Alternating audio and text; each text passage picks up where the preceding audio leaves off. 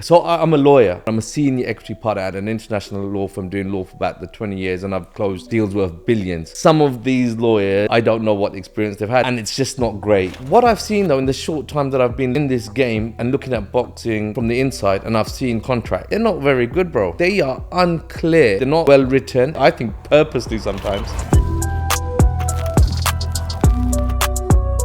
You little weasel. That's one of the things Mike Tyson said when he found out that Don King was doing him over.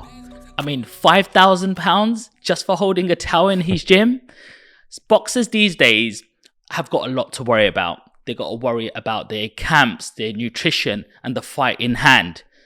So who actually look after the interest of boxers? Is it just the promoters? Well, I have an expert with me today, and he's the CEO of Legal Blows. His name's Adil Hussain, and today he's going to tell us all about how he's trying to rejuvenate the industry. Welcome, Adil. Thanks, Sean. Really good to be here. So thank you for having me. Thank you for coming down. Man, you're all over social media, bro. We're trying, right? Just to raise awareness about what we're trying to do. That's what it's all about, raising awareness. 100. I thought you were, a champion with all of them belts, and then I saw Amir Khan appear out of nowhere. Heavyweight champion, right? You can tell from the physique these days. Now, bless him. Amir was really hospitable to me. Let me wear those belts and all of that. But it lasted for about a minute, and then I got back to just being the boring lawyer that I am. Did you take him back and start polishing him up again? I felt I'd do that for him after I had the one. Trust me, in that Dubai heat as well. Wow. So is that where you're based, in Dubai, or? Yeah. So look, I've been in the Middle East for pretty much the last 18 years or so. Not currently in Dubai, but I've done Bahrain, Saudi, Riyadh, Abu Dhabi, and Dubai. Family back here now, so I come and go. Right. But predominantly in Dubai, yeah. How's it like out in Dubai? Like, is it where everyone's hanging out now? Is it? Yeah, you see the Insta, right? It's the flashy cars, the flashy watches, and all of the, all the nice, lovely restaurants. And Dubai is a lot about that. But for me, it's work. I'm there to work, But it's a nice place to be, in fairness. Long term, where are you going to retire? Are you going to be out there, or are you going to be here in the Man, UK? that's an interesting question. I love it in the Middle East, right? But home's home, and the UK is home for me. I'm married, I've got 4 kids.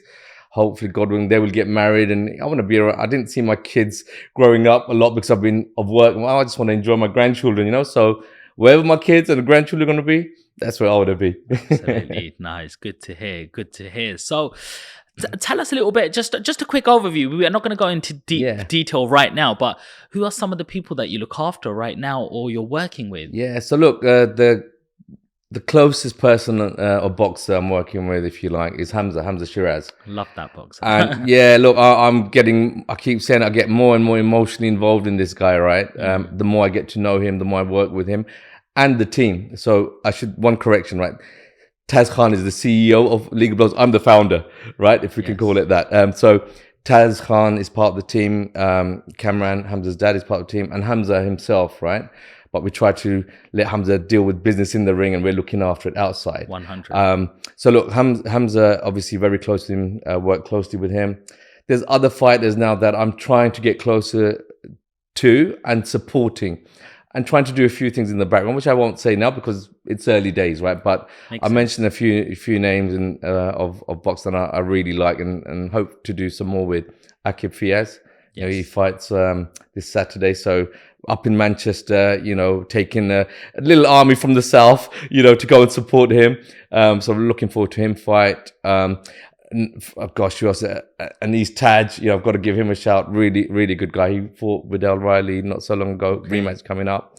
I've spoken with Robbie Davies, Jermaine Franklin, Dylan Chima, Maverick Masood, and as my favorite probably is a 9-year-old called Ayub who lives very close to me. But I don't know if you've come across this kid. He's 9, looks the part, and he reminds me of Naseem Hamid, so he's an entertainer as well, lovely kid, and hopefully he goes all the way as well. So a number of them. 100. I mean, like, when I see boxers nowadays, it's not just about what they can perform in the ring.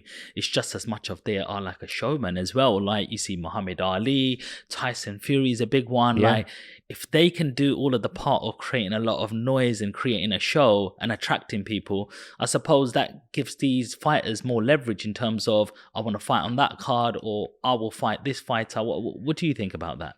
100%. Being a good fighter isn't enough if you want to get the best fights, and also if you want to make money. And it's the same with being a lawyer, right? You can be the best lawyer in the world, but you're not going to get clients unless you know how to sell what you know. So with a boxer, and I'll give you an example. You mentioned Muhammad Ali and Tyson Fury. I think Josh, these guys, they're Canelos, they've made it, they're in the clear, right? But there's got something about them. You look at Terence Crawford, pound for pound, right? Yes. What's his purse in his last fight? How many pay-per-views does he do? He's one of the pound for pound greatest. Yeah. But he has, in my humble opinion, has he got the following that Chris Eubank has, for example, Junior, I'm talking about here. What has Chris Eubank Jr. really won? But look how many people, look at the last fight with Liam Smith. It was crazy. It was madness. So you're right. You've got to have something about you, the X factor, whatever, something that's going to put bums on seats, going to make someone fork out 30, 40 pounds to buy that pay-per-view. And that will help a boxer, in my humble opinion, again, right, to not only get those fights, but make some money, because it's about the money. Let's just, no two ways about it. Again, some fighters will talk about we're in it for the glory, for the fight. That's great, but you're not going to risk your life, right, just to be the greatest. Yes, that's a big part of it, but surely you want to make sure you're financially secure and getting financially rewarded for putting your life on the line every time you step into that ring. It's true. I mean, all of that hard work that goes in the ring is why do we watch a fight? And it's not just what we look at, is how does that person make you feel? That feeling they're giving you. And every time I saw Prince Nassim Hamid come out, he'll be flying on a flying carpet, his ring that he jumps in. And even Chris Eubanks Jr.'s father, Chris Eubank, would be that showman also. And you even saw Prince Nassim in the crowd looking at him and going, because that's what era I'm from. When I used to watch all of that, the Dark Destroyer. Absolutely. 100%. The 1, 2, 3 fights, and this is what actually, this is what imprints. I don't even remember half of the fights. You're 100% right. I mean, look, I think we're probably similar era, right? I'm probably a bit older. You could tell by the grey hairs, but when I was growing up, it was Muhammad Ali. He was before my time, right? But we grew up watching his reels, watching his fights. Why? As a Muslim, right, this guy's proclaiming his faith, just being true to his, no messing around. Nassim, the carpet was brilliant, but for me, when he stands in, I think it was Madison Square with Warren Buffett saying, I bear witness that there is, that's giving me goosebumps, man. You're thinking, wow. So everyone gets inspired by different things, right? But if you notice, whether it's Ali, whether it's Tyson Fury now, whether it's Chris Eubank, whoever, the entertainers, they know how to pull a crowd in. Someone who's religiously inclined, for example, someone who's out there with the crazy suits that Tyson wears, the trash talk he does, that just attracts people. Look at KSI and Jake Paul and these guys, right? What have they done? They're not the best of boxers, right? And I can't talk, I don't know, I couldn't throw a straight jab or whatever, but they're not the best of boxers. But what they do, they've got something about them which attracts crowds. So hats off to them. And that's what you've got to have, I think, to make it big. So if you're a boxer out there and you're thinking, I'm a really good boxer, why am I not getting these deals? Man, create some controversy. Create some hype. Yeah, exactly. Make 100%. It happen. Because I've met Junior, Chris Eubank Jr., and I met him at I was going past the casino and I saw, I swear that's him. So I come running back up here and he was like, yeah, man, what's happening? And I was like, he's really calm, really mellow guy. And he's just like a gentleman. And so I'm like, so now I see what he's creating. And I met Tyson on a little shoot sort of somewhere and he's a bloody giant. And he's like, it's like little hands. And he's like this giant. And he's actually a really good hearted person. From what I've seen, it was like, my picture didn't come out right. It was a meet and greet and everything. And I got some tickets of somebody. And so it didn't come out right. And nobody would let me take the picture again. I was like, look, I was just talking to him because I think I was going, will you come on my podcast? And he was like, sorry, mate. And I was like, and they just took the picture. And I was like that or something. There'll be another opportunity, I'm sure. So I came back through and I was like, look, if you don't ask, you don't get. The security guard was going to jump on me and Tyson goes, get off him, get off him. What does he want? Yeah, and I went, Tyson, the picture didn't come right. He goes, just come straight here. You're holding the queue up. and he was just like, he overrid everyone's decision. Wow. But you just think, this guy is on top of the world right now and he's such a nice gentleman. But then at the same time, I know he has a role to play when he's selling out fights.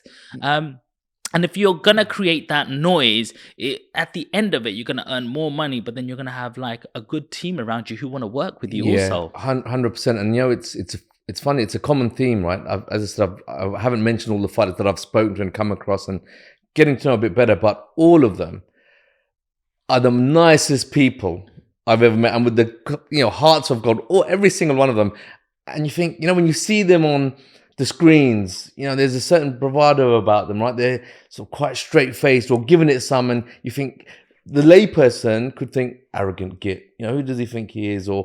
But they're not like that. And I if I may just give you three examples, I guess, maybe three or four. But Hamza was the first one who I really got to know, right? So what attracted me to Hamza, and we'll go into how we started working together. But this was a guy who's an excellent boxer, and I see him box, and I thought, really good boxer. Then you see him, doing. I'm a content junkie, right? I love watching the pre-fight, post-fight interviews and the podcasts, just to see what someone's about, right? That's what attracts. So I see Hamza on a podcast, and he's all, comes across as quite, he's a slick guy, smart, sharp looking, good looking guy, a bit about himself. He's on this podcast and he's opening up and he's just telling who he is. And he came across so humble, it's nothing me. I'm still on my journey. It's all down to God. And I was like, wow, it's just not who I thought he was. Yeah. And that's what prompted me to reach out to him. And we'll go into that in a bit later. But I've now had the pleasure of spending time, 2 or 3 days with Hearn, right?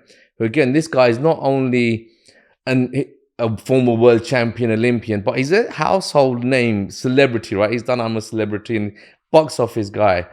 And I meet him and his wife for the first time. And honestly, I was taken aback by the amount of love and respect they gave me, right? So this was the first time we've spoken a few times, and this was the first time I met. And a couple of examples, we're going back to the car, and Faryal's a bit behind, and I was like, jump in. I was like, so I'm getting into the bank, thinking I'm not sitting in the front. His wife's with him. He's like, nah, man, sit at the front. Sit at the front. I was like, no, let Faryal sit at the front. He goes, you're gonna get me in trouble. And I'm like thinking, this is Amir Khan, right? Just tell me to go in front. And then Faryal does come, and she doesn't get in. She's like, what are you doing at the back? Get in the front. Yeah. These are like celebrities, who am I, and they're global stars, if I can, and this is just them being respectful. And then, Faryal's like, Adil, have you eaten? I'm like, yeah, I've eaten. They were going to take me to the house, right? This is where we did the belts and all of that. And Faryal's like, okay, calling her, making sure food's on the table. And I get there, I'm like, she didn't have to do that. Yeah. The cook could have done, anyone could have. Amir's, bless him. Do you need anything? Making the sheet. And I'm just completely in awe now of not him as a fighter, but as a person and as a couple, because they're showing me love. The other one, Naseem Hamid, right? Again, I really wanted to talk about him as well a little bit, because he is like phenomenal. He was iconic. Again, when we were growing, when I was young, didn't have too much money, still don't have too much there, but when I was young, when you're really, scratching the surface, two fighters I paid to watch, Amir and Naseem. Yeah. You would get together, put your fivers in, get around the mate's house, get the pizzas in, and you'd do that, right? So Naseem, it's crazy because this is in Dubai. We've got a mosque built very recently. Just been finished construction. So I'm going to do my Friday prayers. And I'm like, look in the corner of my eye, and I see Naseem sitting there. So prayers haven't really started yet. So I'm taking a cheeky photo, and I sent it to my kids, right? I'm like, look who's in the mosque. So I thought, like you did with Trice, I thought, we did our prayers, right? And I thought I'm going to see him after. Usually when you do your Friday prayers, you do your prayers, and after 5 minutes, 10 minutes max, you're out. Yes. So I've done my thing now, right? And I'm waiting for Naseem. Naseem's just sitting there doing, a bit of whatever, bit of prayers, meditate, whatever. I think he'd be out soon, right? It's 15 minutes now. 20 minutes. Everyone's gone. Literally, there's 3 or 4 people, and just Naseem and a few others and me. And I'm thinking, I can't wait any longer because he's going to clock that I'm just waiting for him. So I thought, let me go out, and I'm still waiting 15 minutes, right? Then he comes out eventually, and I'm like, I didn't know what to call him. So I'm like, Prince, hi, Prince, something like that. And I just said, I'm a big fan. I just wanted to say hello and salams to you. And I said, I've been waiting for you to come out. And he laughed. He said, oh, I wish I'd known I would have come out sooner, And I said, look, I just want to take 2 minutes of your time. And he said, you got 10, bro, no worries. We had a good chat, told him about what I do, and just said a big fan, how he's an inspiration to so many. That was brilliant. Took a photo with him. And then I thought that was it. Maybe I'm never going to see him again, It's just their one-off. Then every prayer I was going to, and I try to do as many as I can in the mosque, right? he's there already, and he's the last one out. And I'm getting greedy now. I'm thinking I'm going to wait for him, because how many times will I get to see Prince? So I've now started seeing him about 3 or 4 times. And again, every time I see him, I'm not really apologetic. Right? I think, Naz, I'm sorry, right? But I'm gonna have to say hello every time I see you and have a chat, because I'm a big fan, And bless him, he sort of just said, "Look, I love it. I love this more than you do. It gives me a lot of pride." So again, this is Prince. If anyone sees his reels, the young kids, he's flashy guy dancing around in the ring, doing his thing, right? Yeah. And now he's just showing some love and not respect, but a lot of love, and giving me his time, So I gave him my number. I told him what I was doing, and his sons are hopefully going to turn professional. And they're fighters, right? He's got 2 of them, right? He's got 2, Sam and Adam. Yeah. So I said, this is what I'm doing. I'm working with Hamza. I've got a few things that we're trying to do, and that caught his attention really. First it was just a family, then he's thinking, hang on, my boys are fighting. I said, let's have a coffee. Then I was flying back to the UK and all of that. I gave him my number. And he was slightly reluctant to give his, because he's thinking, I'm probably knowing what I'm doing outside the mosque, I would be calling you, can we go for a coffee? But no, we will hopefully meet up, and it'd be lovely to try and help his boys as well, you know? You'd suppose somebody like him has a really wide network, and, he knows so many people in the game that he could do a lot of the things himself. What would be the value in him speaking to someone like yourself? It's a really good point, right? Because, some of these boxers, and I haven't mentioned them, but, I'm not working with your Joshuas or your Canelos and David, because they can afford it. And then Nassim falls into that bracket. He's a household name. And I don't know what I could do, if I'm absolutely honest, right? Mm-hmm. What I've seen, though, in the short time that I've been in this game and looking at boxing from the inside, and I've seen contracts, they've been prepared by someone, right? Yeah. Who's probably in the game longer than I have. Yes. They're not very good, bro. They're not drafted well at all. They are unclear. They're not well written. And if me as a lawyer, I don't understand them, how is a fighter going to understand? Or a fighter's manager going to understand? Or a fighter's father, or whoever's looking after the fighter himself going to understand? It's not because the fighter or whoever's looking after the fighter isn't clever enough to understand. Fighters are clever, right? Yeah. They're sharp. It's just the way they're drafted is in a way, I think, purposely sometimes, to make it all vague, make it ambiguous. So if there's a dispute, if there's anything, what you're going to take to the British board or to an arbitrator, they won't understand it, and therefore, you can get out of obligations, right? If there's uncertainty in the contract. So I don't know. So with Nassim and with anyone else, everyone's got the advisors, and some are good and bad, I'm sure, but I don't think there's a level of sophistication on the business side, is what I'm seeing. So what I'm trying to do, when I speak with, whether it's Nazim or even with Amir or Hamza or anyone, when I'm speaking about contracts and I see what those contracts are about, I sort of take a deep breath and I think, no, you can't be doing this, or you need to put this and that in there. And they've all got good lawyers, supposedly. Wow. And I've seen, I'm not going to mention the names, right? But there's 1 or 2 who, when you speak to the fighters, and someone like a high-level fighter, right? I won't mention them, but you can guess we've already mentioned them.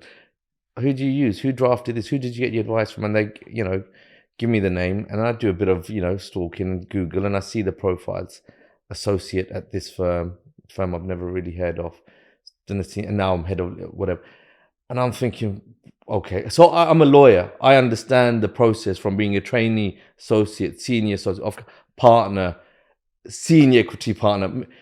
And I'm not going to just blow my own trumpet, but I'm a senior equity partner at an international law firm doing law for about the 20 years, and I've closed deals worth billions. When I get a contract, I can rip it to shreds if I need to. Some of these lawyers, I don't know what experience they've had, how they've gone about doing things, and it's just not great, and that's, again, I don't want to be blowing my own trumpet here, but, with whatever level you're at as a fighter, don't just assume that I've got a lawyer and therefore it's all done. There was things where, we talk about Fury and Jake Paul fight, right? Yeah.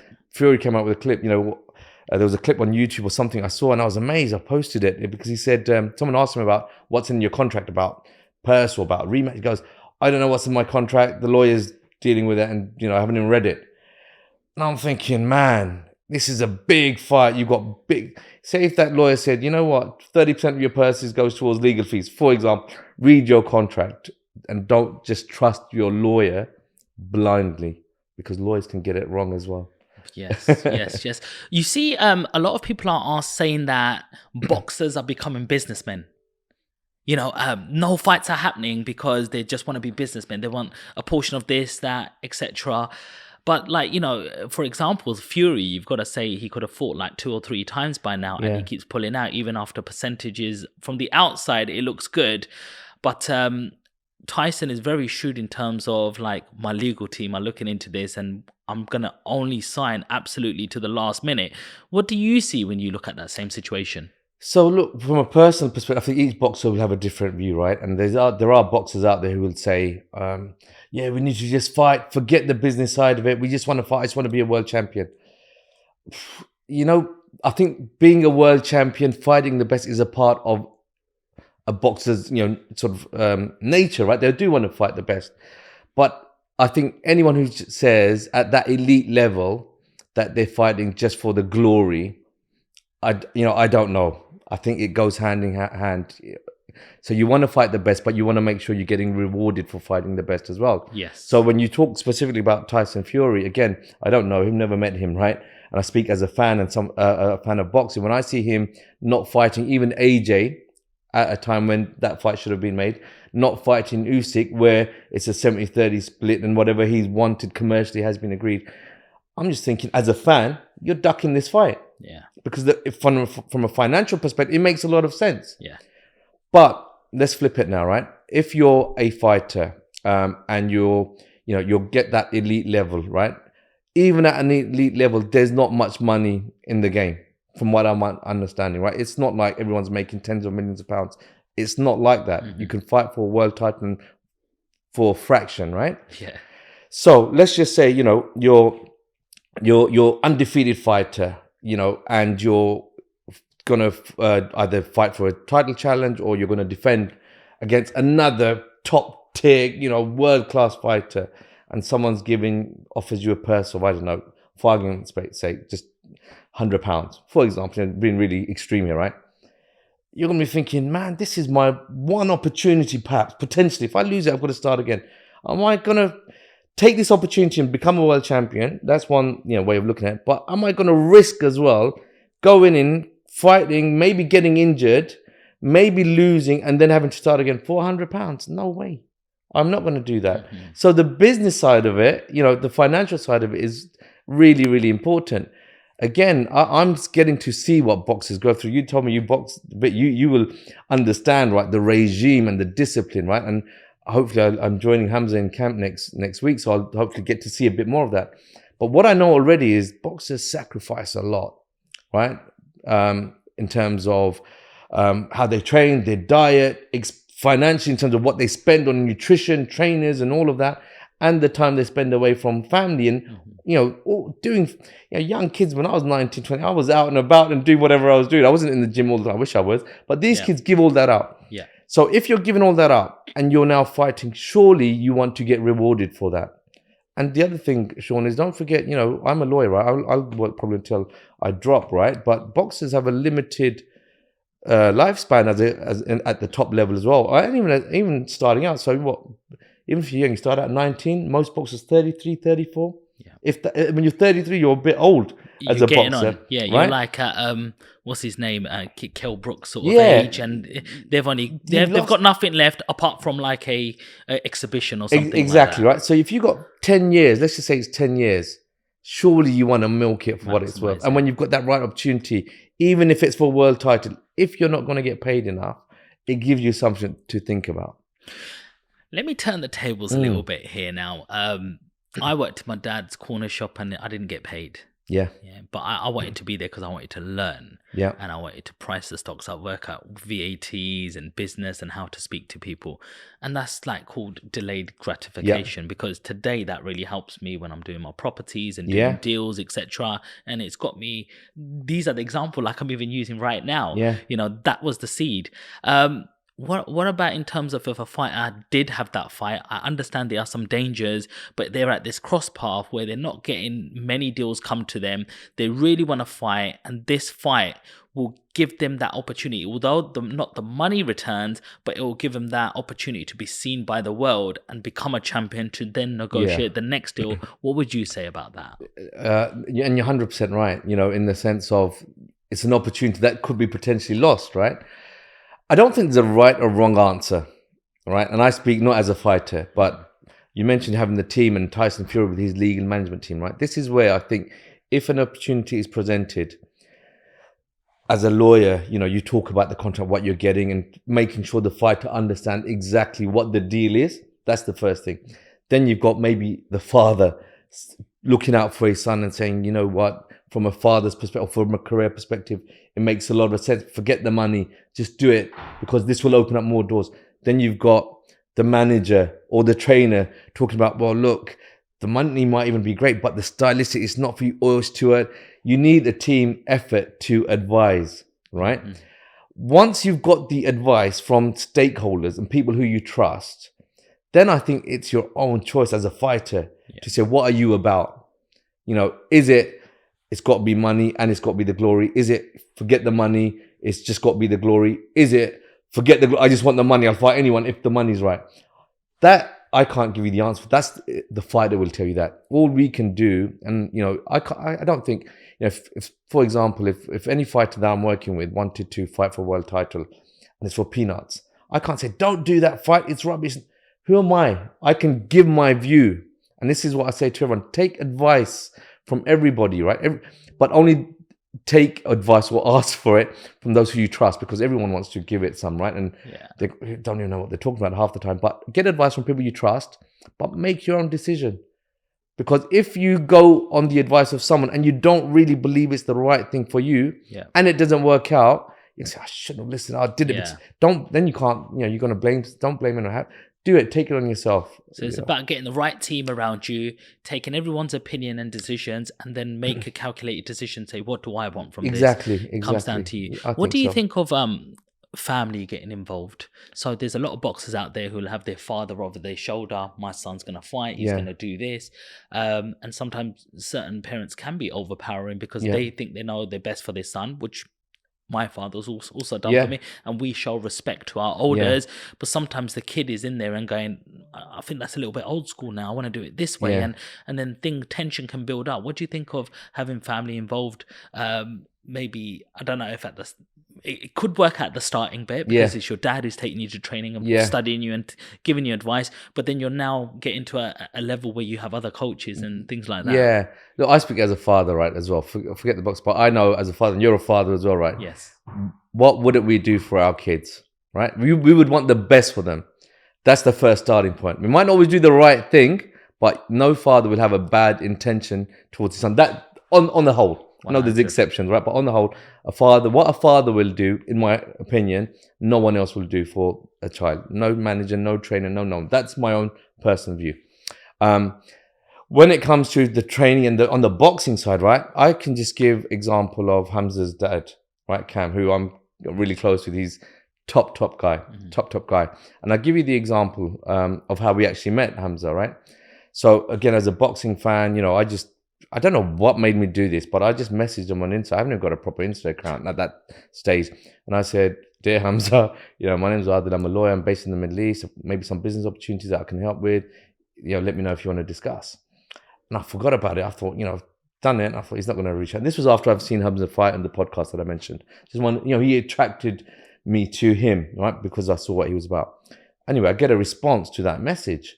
And it's from Hamza's sister, who I didn't know was his sister at the time, but dear Adil, thank you for you. Kamran will call you, And I thought, wow, I got a response. Anyway, Cam calls me the next day. We have a good chat. And he said, I'll come round. I said, come over, come to the house and we'll have a proper chat. Can't chat over the phone. Let's meet face to face. So first, as a father, he's called me. I could have been anyone. I could just been, there's lots of people who talk the talk and don't walk the walk, right? So I could just been another fanboy. And when I spoke to him on the phone, I said, you going to bring Hamza? I wanted to meet Hamza, right? And he's like, Hamza probably won't come. And I thought, oh, damn, but anyway, the following, I think it was a weekend or Monday, whenever it was, Kamran drives all the way from East London to Guildford. That's about an hour and a half track. He hasn't met me, doesn't know what I'm about. I've got no Insta page. He doesn't know what kind of lawyer I am. And he comes and we have a good chat and whatever. We get on and I tell him what I'm about, what I can do. And he was going to be in Dubai. So I said, let's meet in Dubai. But the reason I give that example, this is a father right now. And I asked him, I said, what made you come? What made you respond? He goes, listen, if there's anyone who's saying they can help my son, I've got to explore that opportunity. Because if I said, no, it's a joke, I'll get so many of these, and I just dismiss it, I could regret it. So I'd rather go meet you. And if you were full of rubbish and crap, at least I could have said, I've been there, say he was full of rubbish and I've gone on. I'm not left thinking, what if? Yeah. And only a father would do that. Yes, it's true. So, and now again, you know, Cam's out on camp with Hamza, and he's very close, right? In terms of how, you know, looking after Hamza. Now, on the boxing side, you've got Taz there, right? Who's Amir's uncle, who's been with Amir, seen it at the highest level. So that's the team. How they work going forward is going to be interesting. But Hamza is his own man as well. No two ways about it. If it's not going to work out, and I think it's probably the same with any boxer. Two things. I think even before the boxer says it's not working out, the father will, I think, would say, you know what? I don't think it's quite working. If he's noticing, and will pull back. Why? Because it's not about the father. Yeah. It's about the son. Yes. It's about your prodigy. It's about the fight. So, you know, even before the son said, I think the father will say, because he knows it's in the best interest of my son. It's for the betterment of my son or daughter now, you know, to take a step back.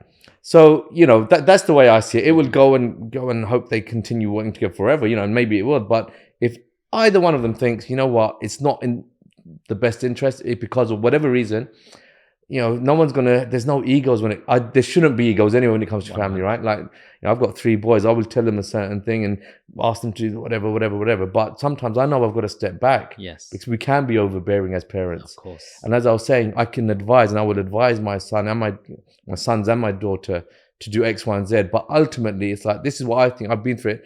You should listen, right? You know, as a parent, that's the mentality. But if they ignore me and they want to do their own thing, I'm going to do it. No problem. So rather than try something that they're convinced about and maybe not succeed, but when they do fall, they get up stronger. Yes. You know, and that's the key. But as parents, you know, going back to your question, we just want the best for our kids, and it's, you know, you're not going to do anything which is going to be detrimental. Yeah, that's the intention. 100. You mentioned that you threw a name in there, Taz. Yeah. And he is an absolute legend, but he hasn't been out there in the social media right at the front. But this guy, what he was doing, all the deals, the sponsorships, the training, the programs, what he does behind the scenes is phenomenal. Yeah. I want to hear a little bit more about that as well. You're right. Taz is a legend, right? So I knew of Taz before. I never met him before until I, you know, met Hamza and Cam, and he's obviously part of the team. And now I've got to know him really, really well. He's such a laugh. First of all, he's so funny. He's good value. Both and Cam is and Hamza, they're all like the lovely people. But Taz is like an encyclopedia of boxing. I haven't met anyone who knows the full 360 like Taz does. Mm-hmm. So again, I'll give you an example about Taz, right? And his boxing knowledge. So when we're negotiating a deal or transaction or this thing we put for Hamza together, I can, you know, based on what I know, say, this is what we should be asking for. And if the other side says, oh, that's quite fair, Taz will say, no, that's not how it works. In boxing, you can't apply corporate banking law to a boxing contract in all respects. Wow. Boxing, you know, we have something what we call market standards or industry practice. He knows industry practice. So if I'm saying, we need to ask this, we need to get this done, he's, you know, Taz saying, no, you're not going to get it. Or if I'm saying, no, that seems fair to me, we should give that. Taz said, no way, I've done this, that. So he's got that 25 or whatever years of experience of saying, looking at contract, looking at commercial deals. Wow. So the way we're working now is if there's a contract in play, you know, somewhere looking at, I'll give my views, Taz will give his input, and between us, we've got something which is commercially sound. So he will give the commercial input. Him and Cam, and Hamza, of course, makes the, you know, the final decision. But we will agree what we want and what we need to negotiate. Then it's my job as the lawyer to make sure whatever we've agreed that we want or don't is in that contract. Make sure it's as watertight as we can get it. But without Taz, I'm like, you know, a half cup, you know, because I can't do my job properly because I don't understand the industry side of it like Taz does. So look, Taz, as I said, I can't speak highly of him. I learned so much from him on the boxing side of it. Mm-hmm. That's on the contracts and the commercial side. And, you know, he knows how to, you know, with what we do, we're talking about boxers, attracting and being someone who people can relate to. A lot of that is, as a lawyer, right? You can be the best lawyer, but if you can't relate, you can't build up rapport, how am I going to get any clients? You know, I'm just going to be an encyclopedia. Same with Taz, right? Taz, when he's on the phone, when he's on the video, when he's in a meeting, he can relate to people, and I've seen him navigate. And I think, man, he'd be a really good lawyer, you know, and he's half a lawyer in my mind because he knows how to tap the right button, negotiate at the right pace. So, you know, really, really good guy. And that's one facet of Taz, you know, on the camp side, you know, he's in LA at the moment, you know, running that camp essentially. You know, he knows what to, I think he cooks the food, he does the trip. He's all in, you know, all in. So, you know, just getting the camp organized. He's got bigger plans. And this is where, you know, we'll talk about Legal Blows, but Legal Blows is now set up. I'm looking at the legal and the business side and some of the investment sort of side of things. Taz will promote. He will manage fighters. We will put on boxing shows, you know, and I think we've got a really good team to put all this together and make this really snowball. We've got Cam, you know, who's a referee at the highest level in the amateur games, right? He understands grassroots boxing. He can spot talent, right? And then you've got someone like Taz who can nurture, guide, you know, what we're doing and what he's done with Hamza. And then we've got Hamza as well. You know, Hamza's a smart, shrewd businessman as well. Let's make no mistake about it. Excellent boxer, but just a good businessman as well. And, you know, when we're talking about business and boxing, I think he gets it. It's a combination of both. So he wants to fight the best, but he wants to do it at the right terms. Not unrealistic terms, but fair. And that's what it's about, getting fair, reasonable terms, not being exploited. So yeah, so Taz, you know, legendary guy. I'm looking forward to meeting him next week and seeing how he, you know, goes about his business as well in terms of camp organization and everything. 100. How do you make sure you don't blow a deal? Because with you negotiating all this, it all sounds well and good.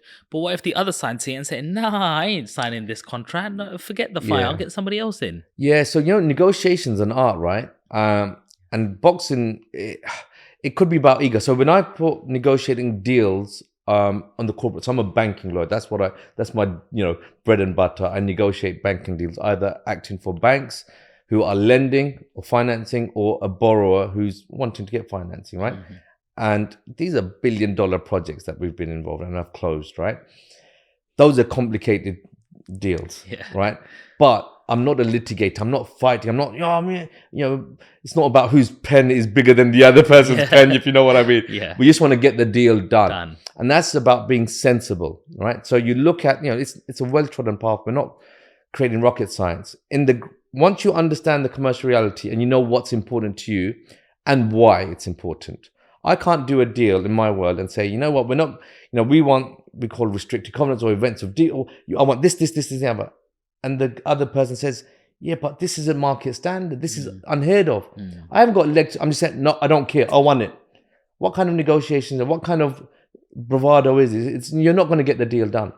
So when it comes to boxing now and boxing contracts, if I'm negotiating, and the art of negotiation is to reach middle ground and know what you can give in exchange for something else, right? Sure. So if you've got a contract and there's certain key things, so let's just keep it simple. A sponsorship contract, for example, I want 100 grand or an endorsement, so if I'm going to be your brand ambassador, let's just use a name, Legal Blows, right? I want to sponsor, I want Hamza to be an ambassador for Legal Blows, for example. He's not, by the way, but if he did, I'll give you 100 grand and it's a 3-year contract, right? And you can't work or be an ambassador for anybody else in the legal or sports advisory business, right? Hamza could think 100 grand, that's great. Yeah, sign up. Hamza could also turn around and say, 100 grand's not enough. I want 150 grand.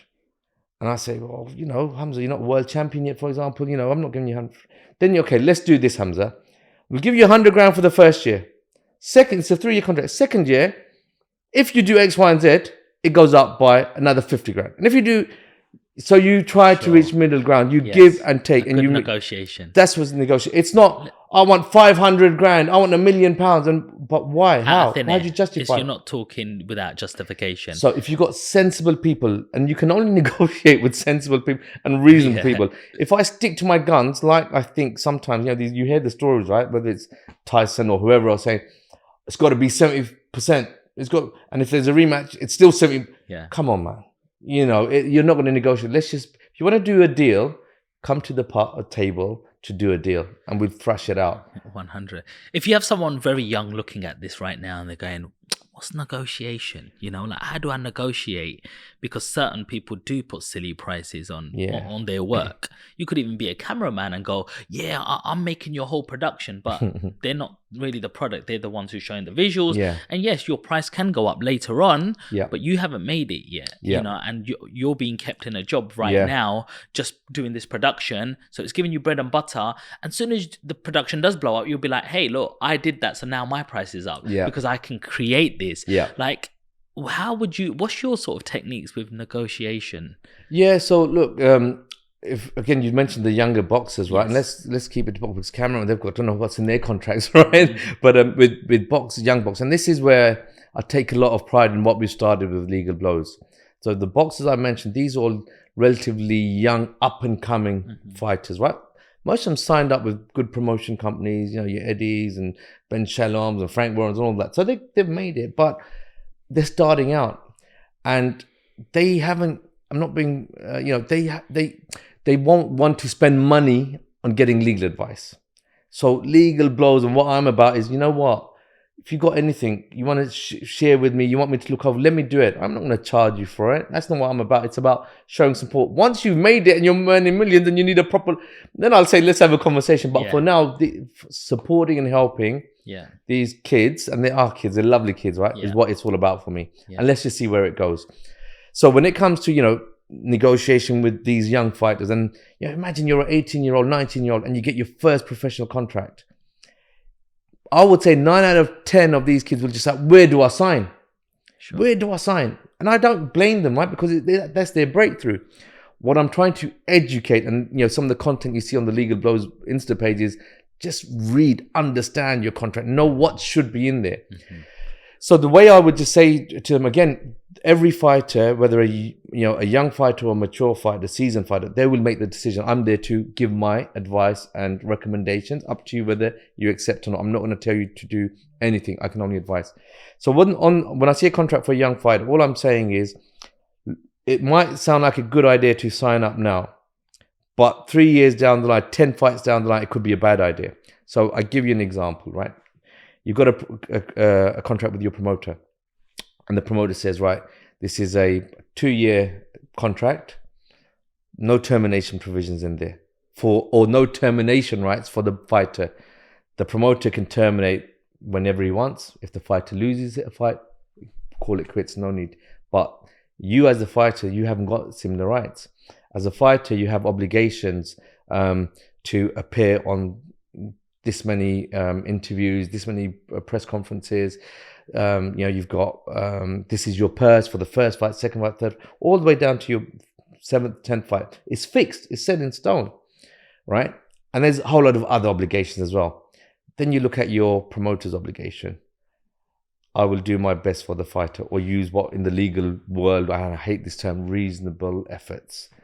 What does that mean? Exactly. What does it mean? And when I see this, I know if the fighter's got specific, you must turn up to fight, you must do this, and there's a long list of obligations for the fighter.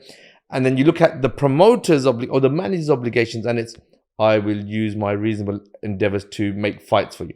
What does that mean? What happens if a fight gets cancelled and it's got nothing to do with the fighter, the boxer? It's got nothing. What happens to the training costs, the training camp costs? What happens if, there's delays? What happens if there's a catastrophe and whatever?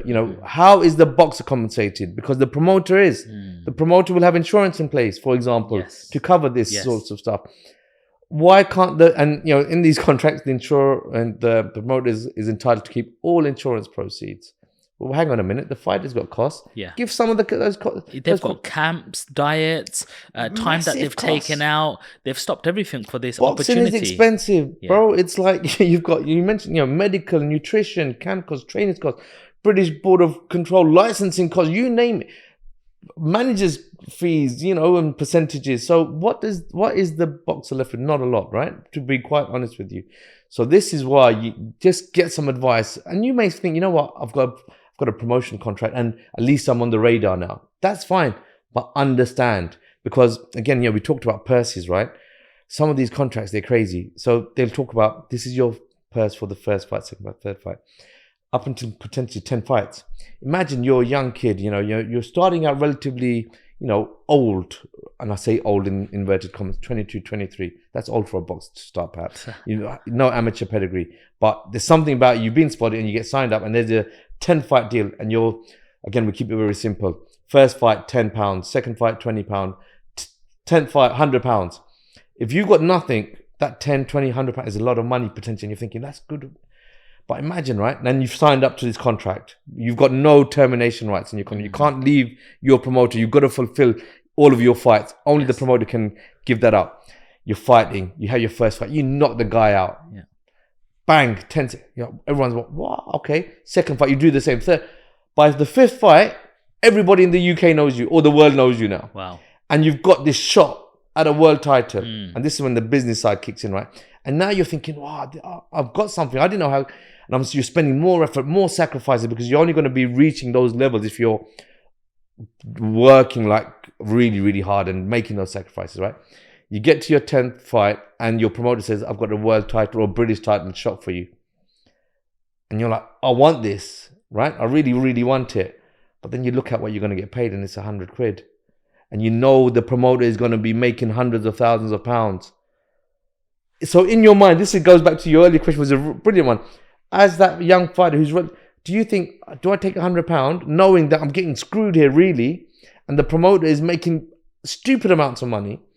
Do I do it for the glory to become, or do I say, I'm not doing that. Let me fight another so-and-so, fulfill my contract, and then enter into a new one where now I know what I'm about. Okay. Do you see what I mean? Right. So you're getting tied into things day one, which can come back to haunt you, or you worry about down the line. So all I'm saying is, get your rights, get some advice, whether it's from me or just someone who understands contracts. It does make sense now, like when we go back to Tyson, but you see he had a 5-fight deal with somebody, and I'm like, well, why did he go from Wilder and then he came down again? Maybe he's just fulfilling his contractual details because he knows, I have something. I have the WBC belt now. Yeah. I'm a somebody and I've beat this guy twice and just drawn. I've never lost. Dangerous man on the planet. I have this brand, this image now. So why shall I give them everything? I have got a lifespan. So why am I going to take some war hits, go to war and put myself in a position where, I might not even be able to fight that next fight. Exactly. So as I said, there's no right or wrong, is there? You've got to weigh it all up and think what's right. I think what makes it difficult for a fighter who just wants to be a champion is knowing that they're getting, and they have been exploited. There's no two ways about it. If you're getting £100 and the promoter is going to get the same sort of money as well in proportion, you maybe can stomach that, right? Because everybody's getting a crap deal. Sure. But when one party or few parties are really milking it at your expense because they've taken advantage, that's when I think as a fighter, you're thinking, what, really? Am I a mug? Can I ask you on sort of the ethics sort of side? Because I watch like Eddie Hearn and he's like, I love my way round a pan. No, he's an Essex guy and all that. And I can kind of resonate with a guy like Eddie because, and then there's Frank Warren as well. And I look at these guys because I'm a businessman myself. So we're in business to make money. And if I was thinking like a promoter, I'd be like, well, you wouldn't be entering this room if I wouldn't get you in this room in the first place. I'm setting up fights after. So I deserve some of this. I'm getting the venue ready. I'm promoting the ticket sales. I'm getting the right teams around you. So I deserve money. So I've always thought like that. But are promoters just watching out for the best deal they can get for themselves? Or do they have some morals to say, no, he's a good fighter, I'm going to look after him and I'm going to give him X amount of this pie? Or are they going, well, he don't know any different and I'm putting the whole show on, give him 10, I'm going to take 90 from here? Yeah, man, that's a really good question because the promoters, it's about business, it's business, right? And I would have thought the boxers are their assets, right? It's you're a businessman, right? I do a bit of investment, and we've got different asset classes, right? You've got real estate. Everybody wants to invest in real estate, right? You do a lot of that yourself. Yes. Promoters invest in boxers. That's their asset class, right? And they want to make a return on it. Yes. So I get that. the difficulties, and when we start off legal blows, and this is what Hamza advised me, right? So I'm going hard in it. I'm learning about contracts. I'm seeing these contracts, and I was going hard in on these promoters.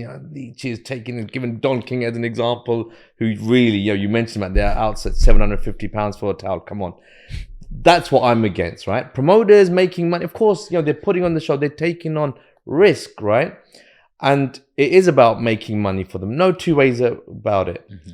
But I don't know them well enough to say it's all about that. But from the fighters I've spoken to, and I was surprised, they're quite complimentary about your Eddies, your Franks, and your Ben Shellam, saying, no, you know what? They are looking out for us as well. And the deals now, I think maybe things are moving on competition with promotions and different promoters. I don't know. But it seems like the promoters know that they need to put money in and they want to take money out.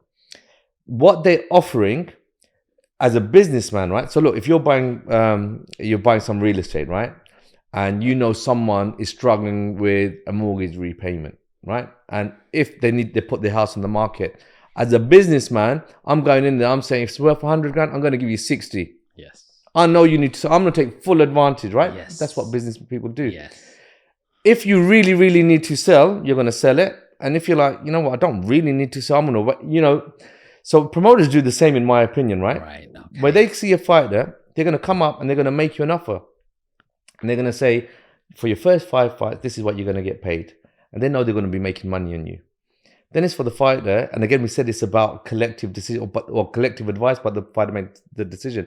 The fighter's saying, how badly do I need this contract? Have I got any other options? Are there other promoters falling over me to sign me up? If there are, then you can negotiate harder, right? What? No way. Then you're playing each out one off another, like we play off real estate offers.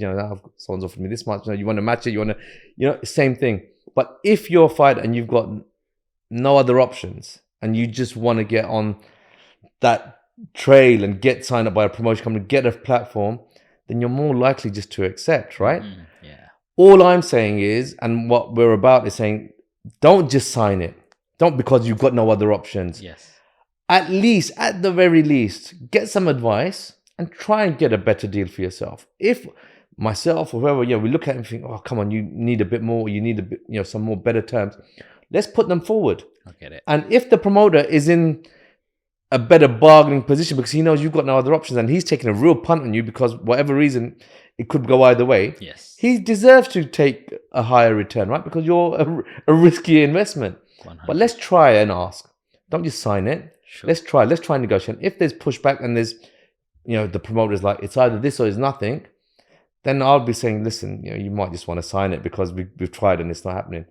But again, these promoters, from what I'm hearing and what I'm seeing when having some sort of dealings behind the scene, if you don't ask, you don't get. Mm-hmm. So if a promoter comes to a box and says, here's the contract, and the promoter says, thank you very much, sign, happy days for the promoter. As a banking lawyer, right? When I produce documents for a bank and send them to the other side, if someone just turns around, the borrower turns around and says, yeah, thank you, sign up to all the terms, great. We've got I'm putting some onerous and heavy terms and really crazy obligations.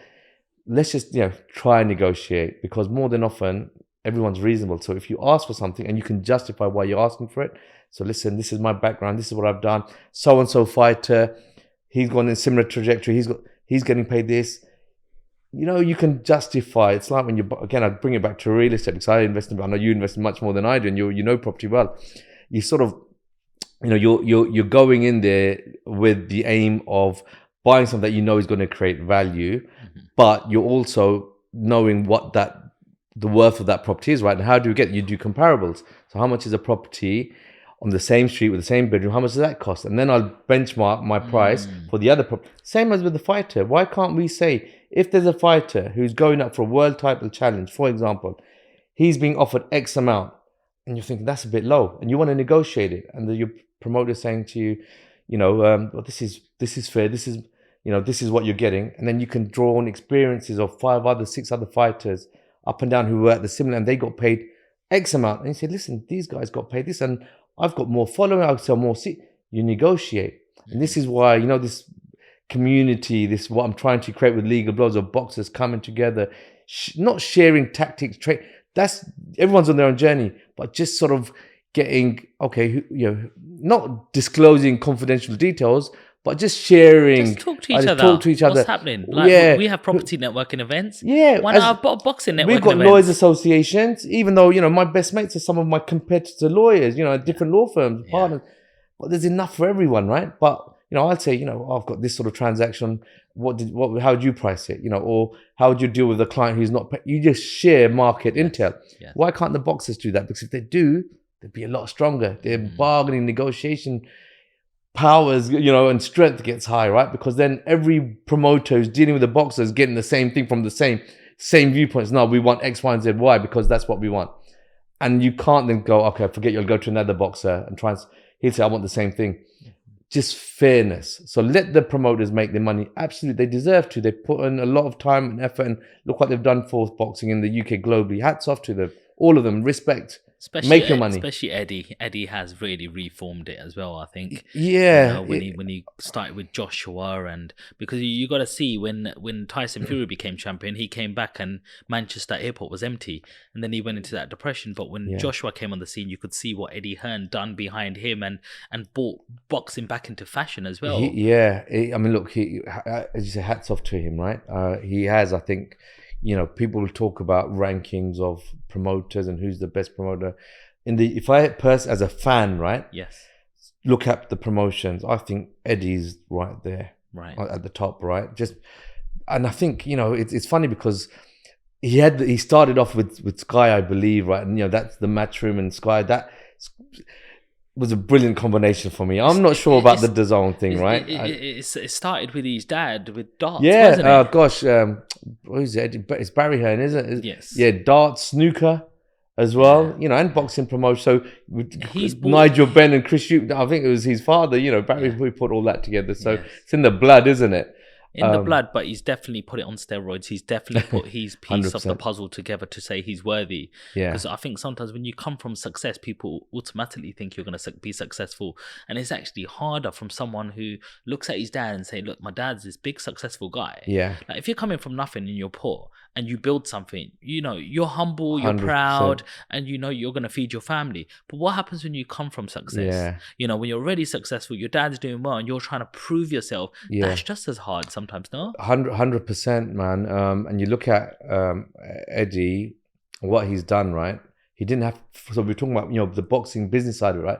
Fighters, I would say 99% of boxers come from grassroots, working class families, right? There's no silver spoon in anyone's mouth for most. Conor Benn and Chris, maybe the exceptions, right? But most fighters, certainly the ones I'm working with and know, it's humble beginnings. They're working hard, and that's the drive. I came from humble beginnings, still work, and we reached to a certain stage, and that motivates us just to grind, right? Yeah.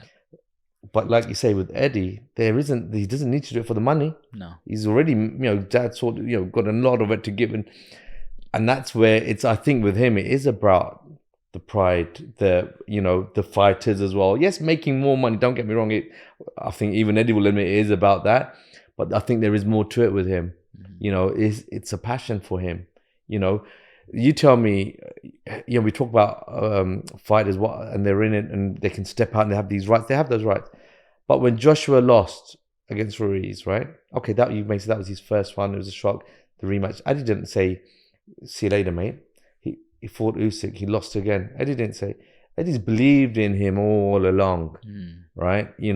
So you gotta, there is something in there. But I also think Eddie did pay a big lump sum to have Joshua for a long time again. So he's like, well, if I give up on this, I've just lost my investment as well. Yeah. So again, that's risk taken by Eddie as well on his side. Yeah. So he's still trying to deliver that AJ is the real deal and he can come back from this. And of course he could, because Vladimir Klitschko had a really bad patch. And then for 10 years, he dominated again. Yeah. But I think Joshua's got some real sort of different strategy to take up if he's going to make it back, if he can, because he's got to use his size and reach advantage a lot more to sort of, and he has to have a different style, because we've seen him get caught a little bit. And I love you, AJ. Honestly, if you're watching this, I absolutely love you. And you're a businessman. and he's a hard worker. He's built a brand and he's done a lot for the youth as well. But as a boxer, I know you haven't been the most natural boxer like Tyson, but from the cards that you had and starting so late, he's done phenomenal. But he does need to go back to the drawing board and have someone strategizing something different to revive him. 100%, man. Look, we all love AJ, right? And what he's done for boxing globally, right? But I don't know. Again, I speak as a fan. I don't know him. But as a fan who watches him and really respects what he's done, right, inside and outside, right, as you say, he's a smart businessman as well. Last few fights, he hasn't let his hands go, right? He can't. He's, you can't adopt a different type of an approach and game plan. When he was at his peak, he was just banging them out. He was just the combos, bang, right, letting his hands go. And I say that's the confidence, because he knows also sometimes when you know what's at stake, if I make one mistake here, it's all finished, done, and especially if I get knocked out badly, how do I bounce back from this? So he's been a little bit conservative, and then obviously boxers, as they get older, I mean, he's nearly mid-30s now, he's probably thinking, how many fights do I have left and how much damage do I want to take? I've already got 100 million in the bank, exactly. And look, again, anyone who's going into that ring, I talk about, we let your hands go, we're shouting, throw those combos, throw your combos, they'll be like, we're not getting punched in the face by a 19-stone, athlete. So who are we to sort of say anything? But you're right. There's so many things. This is why, as a boxer, I can never imagine, right, what a boxer goes through in terms of, the training bit and all of that. You still got people around you. But when you're in that ring, you are on your own, right? You're on your own. There's no trainer, no physio, no striking coach, nobody around you. And that must feel very alien for a fighter, because it's all on you. The lights on you. People are watching you. Cameras all on you. And I'm pretty sure fighters must feel totally different and alone. 100%. And imagine, right? I've never stepped into the ring, right? I haven't got the guts. But if you're in that ring and you think, you're going in pretty confident, and then you do get hit with a body shot or you get clipped and you're like, shit. I felt that. Your game plan's out of the window. I would have thought, right? And then you're like, don't get hit. Even if your game front foot, go forward. And you take one because you've thrown and you've got counted or whatever. And you're like, okay, let's just keep it, a bit. So who are we? I mean, the boxers want, they know their own bodies. They know their own capabilities. They go for it. So, let them deal with it, and adapt the best strategy that they think is the best. So as I said, everyone will advise and give their bits, but as a fighter, I think you've got to make your own decision based on yourself, your body, your own situation as to what's best for you. As Mike Tyson said, everybody's got a plan till they get punched in the face. That's it, 100%. Yeah. There we go. What about the finance side of things? I'm keen to know, is there a finance network in terms of that boxers go to and they go, right, you've never had money, you're going to come into a lot of money. Adil's managing all the sort of making sure you're getting the best out of this deal. You're now got £500,000 or £1 million. What are you going to do with it? Because, you've never had money like this before. You think it's going to last forever. You've got a certain span in this game. Look, are you investing in some real estate to give you passive income? Are you doing some investments which is going to give you some dividend income? Are you putting into some gold and silver or crypto? And are you having a little cash flow for yourself, still living humbly? But we give you that little lifestyle that you can rent your nice cars and do what you need to. But at the same time, there's a big chunk. You don't need it in the bank. We'll make some investments for you. Is there someone around that boxer can go to? Because we all know that Mike Tyson lost 300 million. And went bankrupt. And there's loads of boxers out there. There's footballers also out there that they've got nothing to 100%. Show for all of the millions that they earn. And some of them even get depressed and go into gambling. So they gamble it away so fast. Is there somebody around that they can go to for financial sort of, advice? Yeah, I mean, look, that sort of on that side, I think fighters probably go to different people, right? You can go to your family, for example, and whether it's your father, brother, whatever, and then there's actual financial advisors, right? But they take a cut as well. So you've got to again decide what's best. There's two things, Sean, that I want to pick up on, right? You talk about investments once you made money, but it's also through the boxing journey, because as we've mentioned, training camps, doctors, physios, nutrition, it's all expensive. And that's something I'm really keen to try and bring to the table, because I think I can add a bit of it. So I'm a lawyer, yes, but I'm a business, I'm a partner. I grow with practice, and I'm growing it from zero, and I sell law. And I can, you talked about working, and in the show, I grew up and we know how to sell. We just need something to have something to be able to sell Some that. meat So on the bones. I'll give you an example, man. When I learned this, I was working when I was younger at uni, working at Thomas Pink.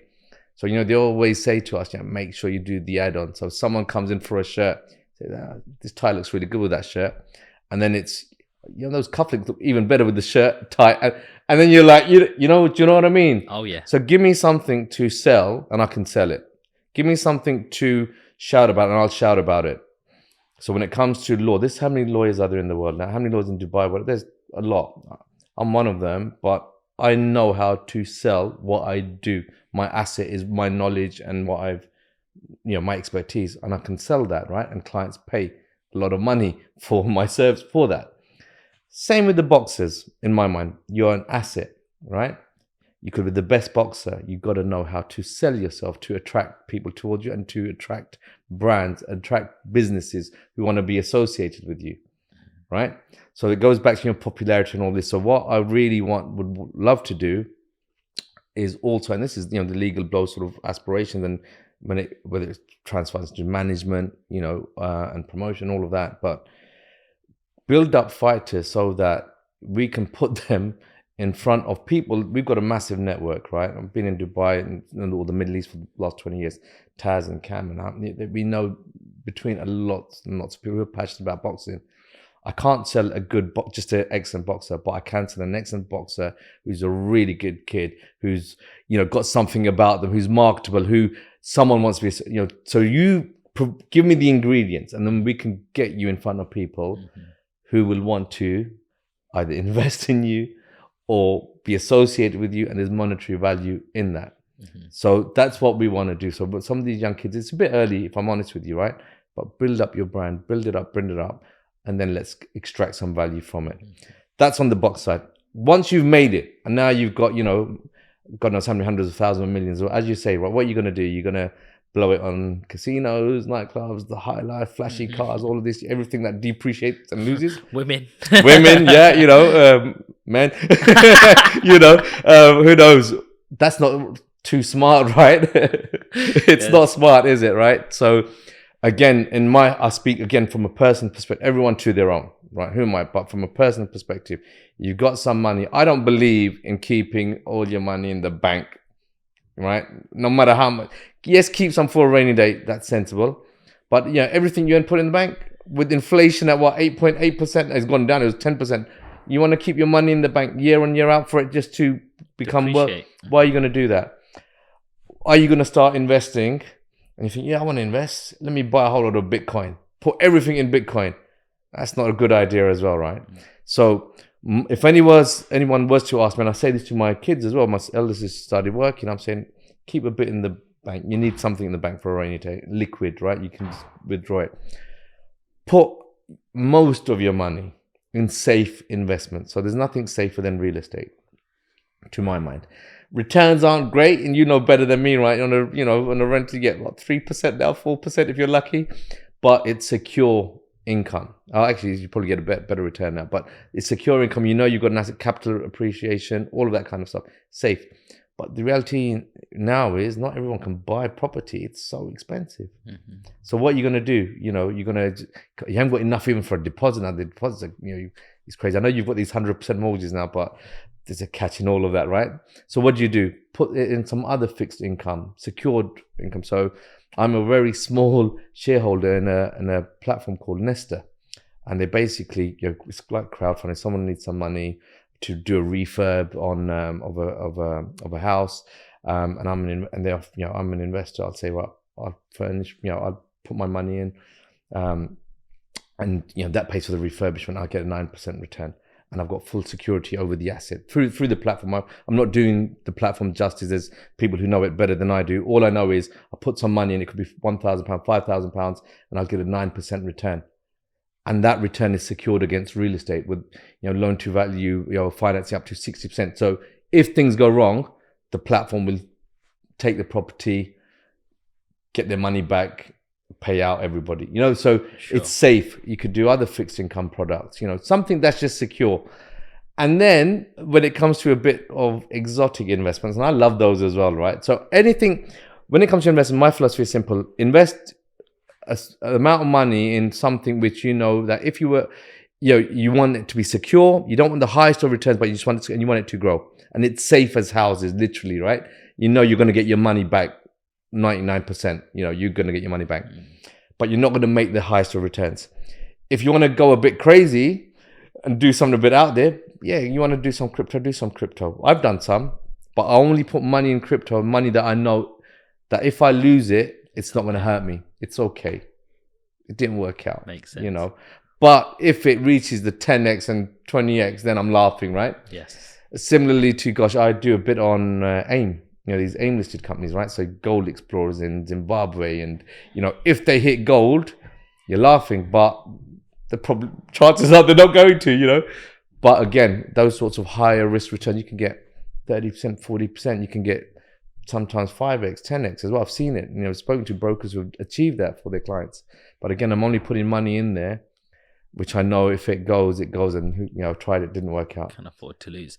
So let's find out a little bit about Adil then. So where did Adil grow up? And, I want to find out a little bit about your CV. So where did you grow up? So I'm an East London kid. East London? Yeah, so I'm in Dubai now, and I keep saying you can take the boy out of East London, but you can't take East London out of the boy. But I'm East London through and through. Oh, so wow. in a place called Manor Park, near Green Street. Everybody knows Green Street. Yes. That's when, we're India or Pakistan, when the cricket, everyone's out there doing the bhangra and the dolls are out, That's it. I was there as well, man. Okay. Been there a few times. So grew up in East London, the youngest child out of 5, got 3 beautiful sisters and an elder brother. Went to a local state school. Father worked in Ford's in Dagenham. Mum was just housewife, housemaker. So that's where I grew up, schooled there, went to college. You said you're from Essex. I went to Hearn College in Essex in Ardley Green. I was born in Stratford though. Okay, and so East London as well. Okay, and then Forest Gate, and only last few years I've come to Essex. Okay. So So same East thing, London, right? Not So far from Green Street and all that. Yeah. So you talk about how you worked in your dad's shop, right? I think it. It was in Vicarage Lane, next to University of East London. Okay. Or behind Stratford College, where people used to go. So that's where we were. Oh, so similar in many respects for East London, both of us. And growing up, I'll be honest, education wasn't important, really important. I didn't realize the value of education until later stage. But as a 15-year-old, you know what East London's like, right? It was rough and tough. We were like going to school and lucky not to get into a fight or get beaten up. Not get beaten up. I was never. I was no bad boy or gang. I just wanted to go to school, do my thing, come back home. Just to nothing. Just go, not even study, but not about fighting. It wasn't me. But that means you're vulnerable to get beaten up, to get mugged, and all sorts of stuff, right? So, going to school and coming back without getting bullied or harassed or some money take was a good day, because it was quite tough out there. But for me, the whole schooling, from what it taught me, I got my first job when I was 11. I think we're doing paper rounds. There was Newham Express or something. You get 10 quid and you chuck a few, and we all dumped them somewhere, right? And then we got found out, never got paid. Every kid in East London did that. But my first job was in a factory when I was 15. So I was coming into year 10. And again, right, dad's, bless him, working hard, never wanting of anything. But when you're 15, you want to go to the cinema, you want to go out with your mates and just eat out or whatever. I'm not going to ask my dad to find. I think, I don't know if it's a desi thing or not, but we've got a bit of pride even at a young age. I'm like, no, I'm my own man. So there's a lot of that in me from day one. So I was like, I've got a friend who's at the same school. Sort of, he was working there, and he sort of said, "Adil, you want a job?" And I'm doing this, and I went, "Okay, let me see what this is about." I went, man. It was labor job. I'm not being funny. Imagine an 18 or 20 foot snooker table. Yeah. And the cloth that Asian ladies wear, with the saris and the cloth that they do with the embroidery on it. It's 18 foot or 20 foot table with this cloth spread across it and machines putting the embroidery on it. And you've got to tighten the cloth, right? So the embroidery doesn't mess up, the cloth doesn't get messed up with the embroidery. So these are metal clips. So you've got to clip around this table. And these are metal, right? So one hand you're pressing down with your this bit here, you're pressing down. I got strong palms because I've just been used to. It was tough, I was doing night shifts, as a 15-year-old. Wow. And getting paid £60, £70, giving £20 to my mum because I felt I had to do that. As again, it's just what we do in our culture, right? She didn't need it, but I felt I had to do that. And I've got £40 to, do my thing, get a McDonald's or whatever, go out. So that was, that's how we grew up. We grew up working. When I started A-levels, I upgraded. I went to B&Q, working there. So studying and working. College, I'll talk about a bit if I may, right? Because that was quite an interesting period for me. So I was quite religious minded. Even when I was like 14, 15, right? I tried to do my prayers. You missed them, but I was religiously minded. And that probably kept me out of trouble and kept me from getting beaten up because someone, see a guy with a little toppy on his head and oh no, you can't beat him up. You can't bully him. So that saved me. But when I got to college, I was like doing Friday prayers and all of this. And then, what I found, man, was the people around me who were religiously minded, and I'm not saying this in a disrespectful way, but they were quite boring. And I'm just me, I just want to have a laugh and I want to do my prayers as well. But all the guys who, people who are having a laugh were completely off it. Drink, which, we don't, as Muslims, not allowed to do drinking and not into the studies. And I was around those because I enjoyed their company, just having a laugh, right? Yeah. And I was like, let me go and do my prayer and I'd be with them. And then you get into that influence. Yeah. And I sort of, prayer started going and then you're going out. Thank God there were some lines for me I didn't cross. I didn't drink, didn't eat pork, things like that. But I just lost the plot. I was out having a good time, basically, right? And then, second year of my A-levels, about 4 months before my exams, my mum had a stroke. The day before Eid, and that was like, it was the day before you go to Eid day. I remember did our prayers, went to the hospital, and the doctor saying she ain't gonna make it. And if she does, she ain't gonna be who she is. So when I, see her in the room, I'm quite emotional. I just lost the plot. We all, I think all of my brother did, and my sisters, but one of my sisters, the second one, bless her, she kept us all. She's like, no, we're not gonna lose it. We need to be strong for mum. Leave it in God's hands. Again, faith coming. So we sort of, calm. Everyone's calming down. But anyway, mum, alhamdulillah, thank God, made an improvement. But then she got shifted out of the sort of intensive care unit, whatever it was, got shifted to St Andrew's Hospital in Bromley, which was a stroke recovery unit there. I used to see her whenever I could after college or in between lessons, right? So I'm not really studying now, but I'm trying to study and trying to see her at the same time. And my dad's going when he's not working, my brother's at uni, and we're all trying to just, see, and she's alone for a lot of the times. So I remember going in there one day, man, and she's waiting there. And, she's a, her English wasn't the best at, when she, before the stroke, but after stroke, her speech was really, she couldn't really speak at all. I remember going into the hospital and she's like, she sees me and she's almost breaking down because she needed to go to the toilet and she couldn't get anyone's attention. The nurses there, bless them, they weren't all, really looking out for her as well. So I took her and, she's crying and I thought, I can't be having this. And I just made the decision there and I said, I'm not going to do college. I'm going to go every morning, spend time with my mum, just sit there from 9 to 6. Whenever my dad or brother or whoever can come, then I'll leave. But I'm not leaving her on her own. Wow. So, but that's what, again, like, that's my mum. Do you know what I mean? So, it was like, bless her, it was just a hard period, so I didn't do my A-levels, and when she found out I didn't do them, bless her, she cried, and she's like, it's just, my mom's always praying, and that's why I think I get my religion and that sort of zeal for religion from her. I think, Allah bless you, Allah do this, and you become successful, you make all the money, the prayers and prayers and prayers. That's what parents do, right? No matter what faith, parents will just pray for your kids. And when she heard I didn't do that, she cried and she made a lot of prayers for me. If I had done my A-levels that year, I know I would have messed up. I would have failed them. Even though I was, I was not the brightest, but I would have done all right, but not as well as I should have done, perhaps, the ability that I had. Next year now, I'm in uni, my mates, the crowd that I, got in, they're gone. And I'm thinking, what am I doing here? I've got these kids there, and I'm thinking, I've got to get focused now. How did you get into uni? So this is, let's talk about the college bit first, right? So college, I did college. I got married when I was in, so third year now. Hadn't sat my exams first time around because of my mum's stroke. When I'm in college as a third year A-level student, I'm thinking, I can't mess up now, right? Mm-hmm. Because, back in the day, it was you mess up your A-levels, you just resit, no problem. I can't do that now. I haven't got that option. So I knew I was going to study. I came out, I kid you not, V-neck jumper, top collar button, glasses come on. I'm just going to be tunnel vision. I got married in December. I went back to Pakistan. My wife, got married in 2 weeks' time, came back, and then studied. Because when you get married, that's when I feel responsibility. Mentality changes. It is. It's like I've got now responsibilities, got other family, my in-laws to, please and make sure that I'm not disappointing them, because they put a lot of trust in me as a 19-year-old, giving me their daughter. I've got to make sure I deliver. So anyway, I do my A-levels that year. I did pretty well. I got the highest A-level law mark in the whole of England. Wow. I was lacking in memorizing books, literally on it, studying, like working as well, doing the nights, doing the B&Q. I think I started then. So working all evenings, weekends, and studying when I could. That was it. That was life for me. And speaking, my wife was still in Pakistan working.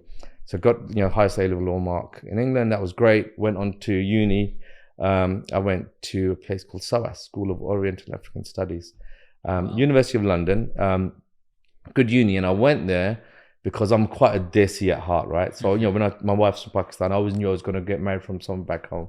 It wasn't like a case of it wasn't like that. I chose that, and I went to SOAS because I was getting into when you're sort of finding yourself. So I told you about religion. I was also sort of finding my roots. So I wanted to learn a bit more about South Asia culture, Pakistan culture, the partition. That just fascinated me, right? Because I've got friends from both sides, right? And it was a dark time, whether you were Indian or Pakistan. It was just a bad time, right? Overall, I think that's the consensus. So I wanted to I just got married from to my wife who's proper Pakistani. So it was that sort of learning. So anyway, I started off doing a history degree because I wanted to learn, and I thought the course was going to be about India, Pakistan, history of how it all happened. And when I went, it was a different course. It got into ancient, medieval India, and it didn't really interest me. So after a month, I thought, I can't be doing this. And my wife's now here as well, and I'm telling her, this isn't what I thought it would be. So anyway, I thought, let me transfer to do law. And I should have probably done law. Is what I was really good at. My A-level showed that. My brother, was done a law degree. My sister had done law. So I should have done it. But I think I probably chose history because I thought, I don't want to do what they did. I want to do something different. Maybe it was that. I don't know. Anyway, I remember having this conversation with the head of the law department. And I say to him, I want to switch. I chose the wrong degree. I want to do law. And he says, you missed the cutoff date. You can't do it. And I thought, great. And there was a chap standing behind me, an English guy, about 55 years old, just in the background. I was thinking to him, what's he doing? What's a nosy person, Anyway, afterwards, I've had the conversation, and he pulls me to the side and says, Adil, you want to do law? You will do law. I realized he was a professor in a different, in the law department.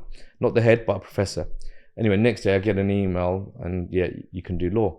And it was all because of this guy, Professor Mensky. Wow. So now I'm doing law, and now I'm loving it, because this was SOAS, right? School of African Studies. My legal topic, you do contract tort, boring, right? I was doing law and society in South Asia. I was doing Islamic law, comparative commercial law in the Middle East. My dissertation, my final year, was on dowry. Back in whether it's India or Pakistan, dowry is it used to be, I don't know how bad it is now, but back in those days, women were getting killed if they didn't bring enough money with them when they got married, right? So I did my dissertation, I loved it. I had a really good time doing my degree. I graduated with a first. Congratulations. Thank you. Again, right people at the right time. So when we talk about support network, and I was married, right? I had my first child in the second year, and I was on thirds. I was getting thirds. And Professor Mensky, who I didn't know, right, in one lecture, he's speaking, we're messing around in the, doing what we're doing. And he says, Oi, chup karo tum log batik. And I was like, wow, where did that come from? Yeah. Then I learned he's married to an Indian lady, he teaches law and science, but he's actually embraced the whole culture. So when I had my son, and I told him, I took a bit of mitai for him, and he gave me 20 quid in an envelope. Oh, wow. What a desi thing to do, right? That's exactly. So lovely. But when I was getting my thirds, he pulled me up and he said, Adil, what's going on? And I don't know why he pulled me up. Maybe because he's the one who got me in. But he said to me, you're better than this. And then I told him, I said, I'm married, I've got a kid, and I'm holding a job. And he said, all right, you know what? Come work for me. I said, what do you mean? So on Saturdays, I used to come in the summer, he said, come into uni and we're going to draft some reports. He used to act as an expert witness for some sort of cases involving Islamic marriage or Hindu marriage, where you've got fusion of laws and things, right? And he was brilliant at that. So it's like, you're going to help me prepare these reports. So these are quite complicated reports. So he spent a lot of time and effort showing me how to do it, structure, and it clicked for me. So I'm bashing these out. And every report, he's given me £200. Wow. Okay. I'm earning 60, 70 pounds working 3 or 4. And he didn't have to do that. And I didn't want to take it. Trust me. I was like, no, I'm not. You're doing me a favor. But he says, no, he was getting paid maybe 1,500 and he's giving 200. And because I'm actually adding some value. So this is where, we talk about promoters as well. And me and, doing what I'm doing. He's making money and he's sharing it. I think quite fairly. He could have exploited me and just said, you know what, I'm keeping on. This is what it's about, fairness. So anyway, I do all of these reports. And then when it comes to writing legal essays and exams, I'm like, this is a piece of cake. Yeah. For my thirds went, in my first year it was thirds. Second year went to 2-1s. The first, my final it was all firsts. So again, I owe that man a lot. Professor Mency, thank you, wherever you are. We stayed in touch after. So that was brilliant. And then it was law school. By the time I'd finished law school and started, I had my second on the way. Second was born. He was born. So I've got 2 kids. I just started work. And I started work at a city law firm into property. So I was a property lawyer. Oh, wow. Okay. So doing what, conveyancing? Commercial. So it's commercial property, a lot of sales and acquisitions, licenses to alter, licenses to assign. So tenant management work. And it's interesting because I went to the firm I went to because, again, I was married, 2 kids. And I got this job in the second year of uni because I applied. And, if you're going to do something, do it properly, get aware. And I was aware you have to apply early. But what I learned very quickly at the firm I was at, 2 things. I didn't think I quite fitted in. I was the only brown face there. As I said, quite religiously aware. I didn't want to go to the wine tasting and the, Friday night drinks. And I couldn't build up the rapport and I felt a bit out of place. And that's when I started thinking about the Middle East. And I thought, I'm going to start applying to the Middle East. And I did. And I got so many knockbacks. It was like, what do you know about the Middle East? Have you ever lived there? And I said, no, I'm only a newly qualified or 2 years PQE there. And again, faith, right? It always comes in. It comes in good for me, man. I was in Mecca doing pilgrimage in Saudi, and I'd applied to a few positions for the Middle East before, and I've had some interviews before, and I got rejected. Applied to some other places, and I said to my wife, I'm not only checking emails, but if you check them, and if something comes through on this job side, let me know. So I phoned her one day from, I think it was Mecca, and she said, have you checked emails? I said, no, I told you I'm not checking emails. And she said, you got an interview for a job in Bahrain. Wow. So this was, and I'm at the best of places for me, right? Or giving it, please God, let me get a job in the Middle East and I'll get this. Anyway, cut to the chase, came back, did the interviews, and I'm a property lawyer, and I got recruited for a job in Islamic finance, banking and finance, essentially. Nothing more I do, right? It's not, but again, look how just doors just opened. And it's funny because I remember those interviews, right? And they're saying, well, what do you know about Islamic finance? Do you know about the Middle East? I said, I've never been to the Middle East other than pilgrimage. Doesn't really count. Don't know anything about banking or Islamic finance. But if you give me an opportunity, I guarantee you I will do it, and I'll do it well, and I'll do it better than anyone else. And they took a punt on me. Wow. And then before I'm in Bahrain, I transitioned, and they taught me really well, really, really well. The 2 guys who I used to work for are now really close friends. We're at different firms. Actually, one's at the same firm that I joined then, a guy called Mohammed Paracha. He's the founder of Nesta, by the way, and another guy called Nadeem Khan. And these were people who I looked up to, who mentored me, who taught me, what we're doing, how we're doing it. And then now I'm doing deals opposite. I've done deals opposite them, and now we're sort of peers, if you like. So before we move a little bit on from this, your attitude to show somebody that I'm willing to work the hardest. Because even sometimes if I'm going to recruit somebody, I don't even care of sometimes what qualification or experience they have. But, I've got a team of, certain people who I'm around. And the one who just says, Sean, I'm willing to do this. I'm going to do an extra hour. Don't worry, it will be done. If I make a mistake, I really apologize. Like, they care more about it than you do. Yeah. That matters so much. 100%. It's mindset, right? And it is like, look, we've come back, from similar backgrounds, right? We, as I said, worked hard, right? And you see everyone else, and it's crazy because, look, I say I'm a successful lawyer, I would like to think I am, right? I'm a senior at a decent firm, right? Done well. But that comes with sacrifice, and it comes through hard work. And I say this to kids and anyone who listens, the world now is different. I've been, honestly, with dinners and, with people, and it's 7 o'clock in the evening, and, they get a call and they're like, I ain't taking that. I don't get paid enough to take this call in the evening or on a Saturday. Or if you're, you just do your 9 to 5, That's not going to cut it. So with what we do and this mindset of, I'm going to go the extra mile, I'm going to work hard at whatever cost. And for me, and even fighters and anyone who wants to make it to the top at whatever they do, whether you're a lawyer, doctor, engineer, you're going to have to sacrifice a lot, right? So I'll give you a couple of examples. I work pretty much 24/7. I think anyone who is successful and about it is going to be working hard and long hours. And if you ask Cameron or Taz or anyone, if they call me at 3 o'clock in the morning, I'm going to pick up the phone. That's what I'm about. And so when I was learning about the legal profession, you have to, if the people are going to pay you $1,200 now, they expect you to be on call all the time, right? So weekends I'm working. If I'm at home, I'm working. If I'm on holiday, when Bahrain, we went to our first holiday, started getting a bit of money, went to first holiday in Malaysia, Langkawi, lovely, right?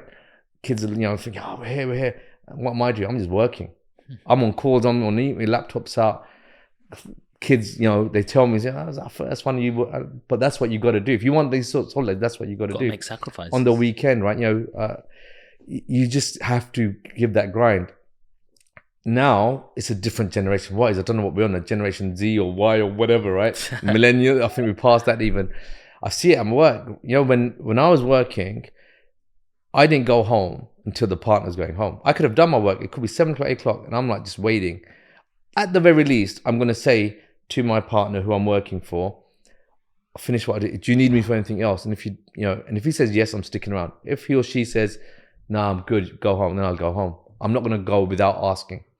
Now, you ask a lawyer, right, at 5:30 on a Thursday or whatever, in a Wednesday, and like, here you go, can you do this for me? First question, I kid you not, is, does it have to be done this evening? I've got a dinner to go to, or I've got to pick up my mum from the airport. And I'm like, I don't pay you for you to pick up your mum from the... It sounds really mean, but, you get paid. Like, I need you to do something. Don't worry. Do you know what I mean? I'm not saying don't have a life. If there's nothing to do, I'm not going to ask you to do something urgent if it's not urgent. But in our world, everything is time critical. Yes. So that work ethic that I've had from doing the paper round, the factories, the whatever...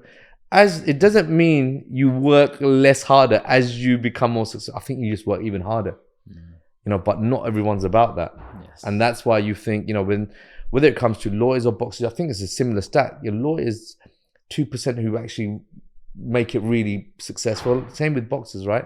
It's the 2% who are giving up family time, giving up, holidays, weekends, all of that. It's a common theme, isn't there? 100. Everyone's working hard and putting work ahead of even family. That's what it is. Now, as I've matured, I'm trying to step back and sort of think, you know what, if it's, still don't give my family enough time that I should, but yes, I'm trying to, like, you know what, I'm going to do my prayers in the mosque. I'm if I can, so I'm trying to think, I want to revolve around prayers and all of that. So still not doing anything special, don't get me wrong, but you as you get older and you can manage your time. I think it's about time management. I'm managing my time now in a different way. 100. I can relate to you in so many ways. I had my daughter when I was like 22 as well. Oh, okay. So my daughter's nearly 14 now. Wow. Coming up, I know I look young. Spring chicken. But it was like I was leaving 6:30 in the morning and not coming back till 8:30 at night. I wouldn't leave the, banking industry like at 5 o'clock like everybody else. I've been researching to make sure I got a pipeline. I used to get 6 weeks holidays once I got to a certain really good position. And I promise you, I would barely take 1 or 2 weeks off that, even though it was fully paid, because I didn't want to lose my position at number 1 of West End. And this is what the generation have got to think about, is this is what separates the good from the great. Yeah, 100%. You could be as good, but if I'm working harder than you, if I'm working smarter than you, there's no way you can catch me. Just same like boxers. If someone's just going to do their bare minimum, I've done my run, I've done my training, I'm in and out. There's a boxer out there who's waking up 3 o'clock, 100%. 2 hours before you, who's training harder than you, who's sparring more than you, and getting himself in different rooms. So absolutely, if somebody's watching this right now, you got to know that to get in the Middle East or to be in the best rooms, you've got to be ahead of your competition. And you've got to also manage your time effectively. Now it's sort of changed over where my priority lists have changed. So before it used to be just work. Now the number one thing is family to me. Family comes at the top. but then work comes second, which Yeah. means you got to make sure the kids are dropped off Yeah. and picked off, and you are there and present. And in the evenings, maybe do a little bit of homework with Yeah. them so they remember daddy was here. Yeah. But then that middle time that we have, we've got to work that extra bit harder to make 100%. sure we get our deals done, we do what we need to do, etc., and then we can be present for the kids again. Yeah, 100%. And you're right. As you get, and you're still a spring chicken, right? Yeah, my grey hairs tell you how old I am. But as you get more experience in work and life, you do things differently, right?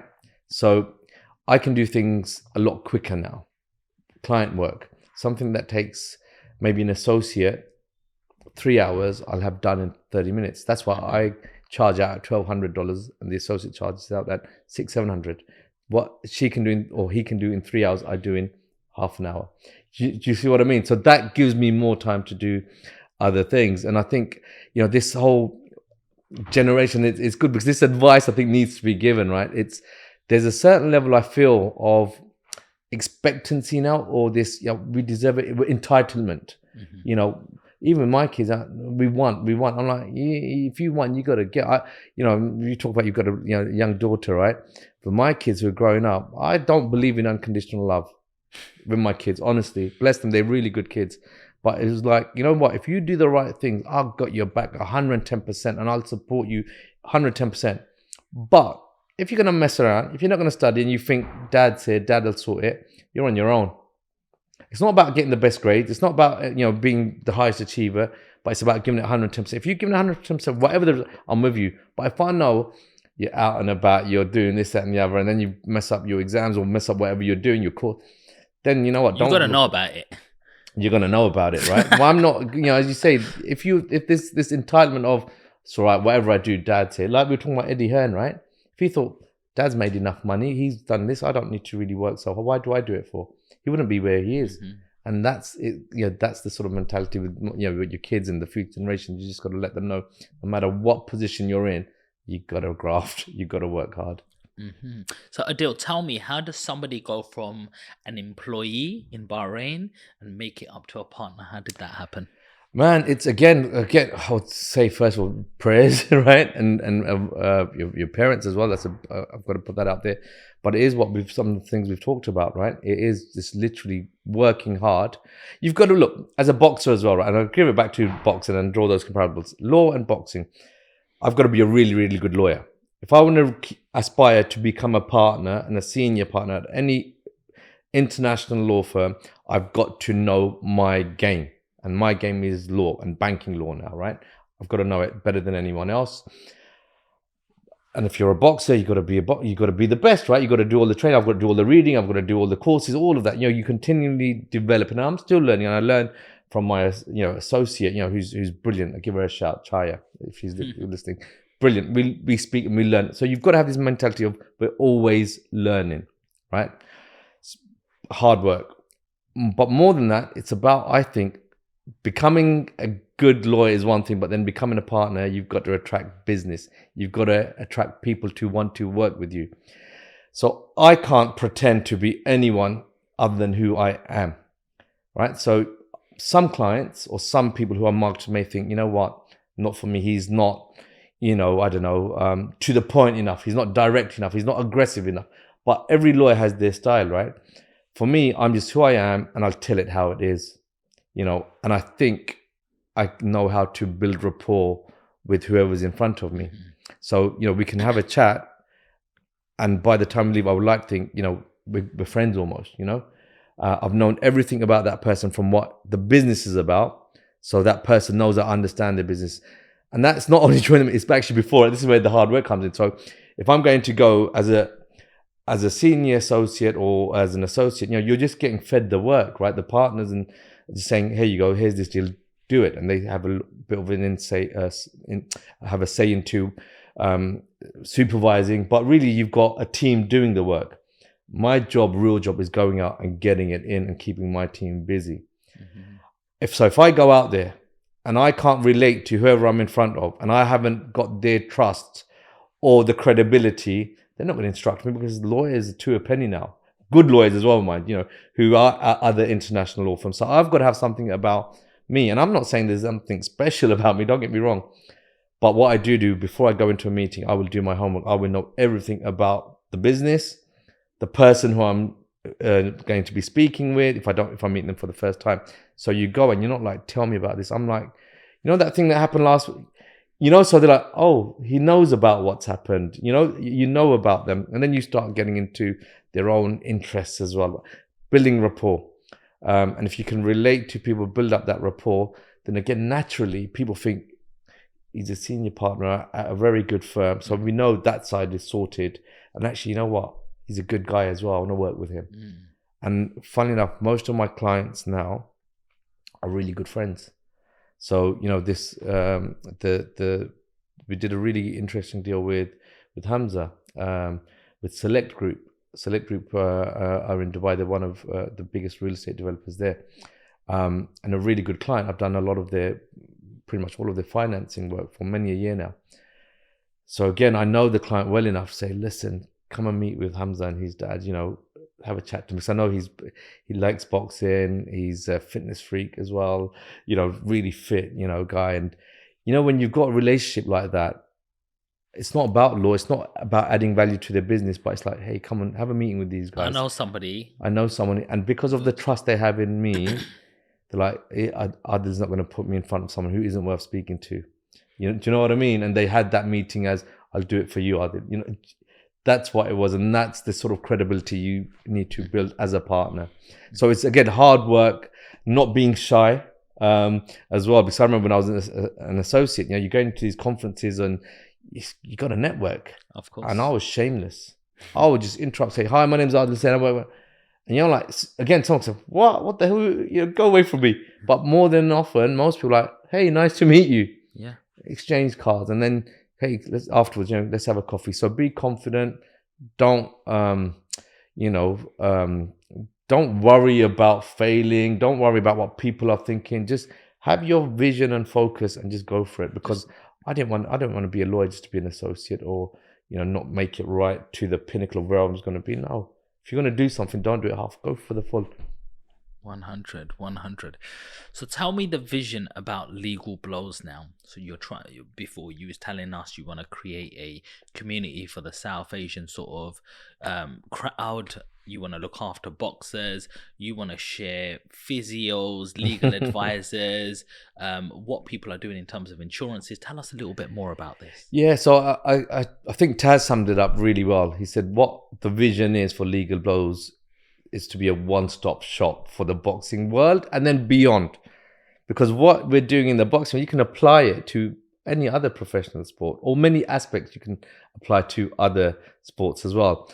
So if we start from the very beginning, right? When Legal Blows, the sort of thing was formulated, to my mind, it was, man, boxers are getting a raw deal. Let's put some content out to educate. And that is a large part of Legal Blows. And it will hopefully always is giving something back. Not really expecting anything. If something comes brilliant, I'm not going to turn it away.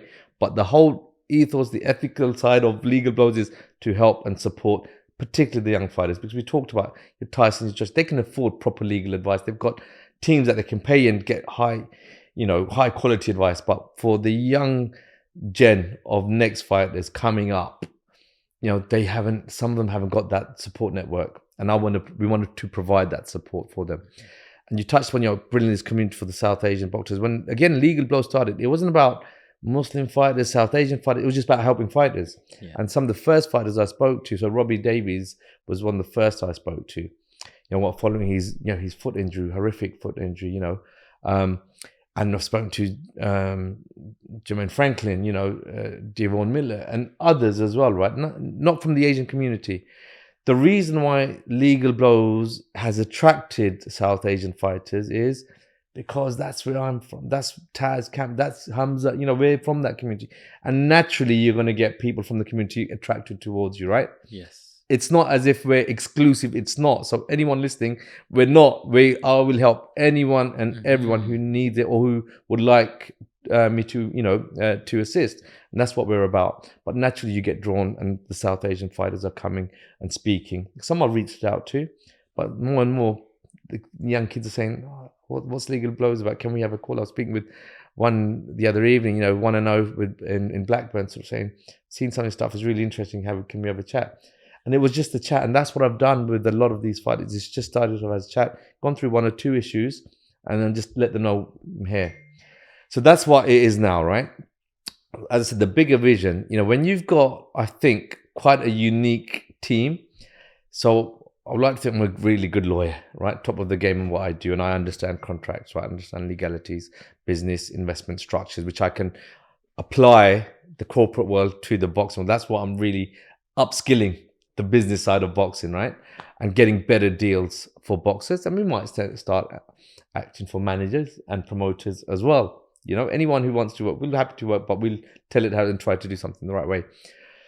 That's one aspect of it. But then, when you've got someone like Taz with his boxing brain and his encyclopedic knowledge of the industry, that helps me with the legal and all of that side. But it also means he knows how to put on shows, events. He's done it. He's put on the best events, right, with Amir, at the highest levels. He knows how to run a camp, elite level style.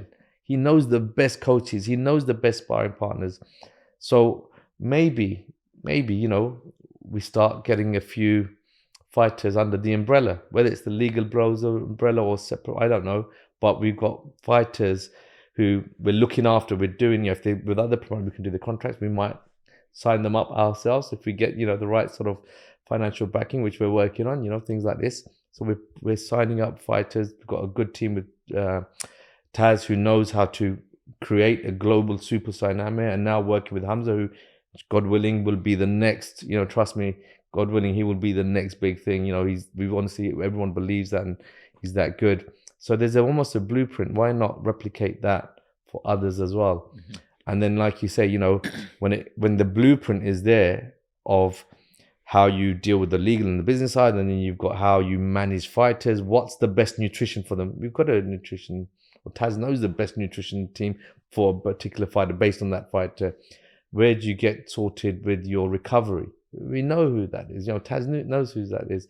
You've got someone like Cam, who's a referee, right, on the amateur scene, high level. Like I always forget, and he will kill me again. But I think it's the A1 standard, the highest level, if you like. So he spends his time around the globe officiating amateurs fight, young kids, young girls fighting. He's got an eye for talent now, right? He knows who can make. So, this can all blossom into something beautiful. You're putting all the network together with people with all this strength, and you're 100%. creating some sort of concoction here. This is it, man. So look, I'm not going to sit here and say, we made, and it's going to be this, that. Who knows? But we're doing it with the right intentions, and the intentions fundamentally is to help and support. Mm-hmm. Now, any of the kids I've mentioned, or I've spoken to, and if they're listening, they will vouch for the fact that I've always said to them, it's not about me, it's about you, how we can help and support. Don't want anything in return. But if they start getting to the levels of an Amir Khan, and they're clear, and then your contracts aren't a few thousand, hundreds of millions, you need proper legal advice. Sorry, and I've got to spend not a few hours, it's days, weeks. You need a whole team around you. I want to, maybe then I'm a bit older as well, and I'm thinking, what, I've done what, now I'm going to do this full time. Yeah. And then I'll have a conversation, go, guys, look, I want to work with you, and this is what we're going to do. And that's fair enough then, because they're earning their share of it, and so you're paying your way through, and you've supported them through their journey as well. So they've got to say thanks, unks. Yes, something like that. It's funny because you say a lot of them say, "Do we call you uncle or bro?" Because I call my 23-year-old my son bro sometimes, Yeah. But no, it's all love. But you're right. It's not even an expectancy, right? I don't expect anything in return for helping now, because then that sort of kills what I'm about. All I would say is, if at a stage where you do need proper legal advice, and I can't give you the time that you deserve because for free or a quick look, it's not enough, right? If you've got a 60-page document, I can't just look at it and say, I need to spend proper time, and then I need to be compensated.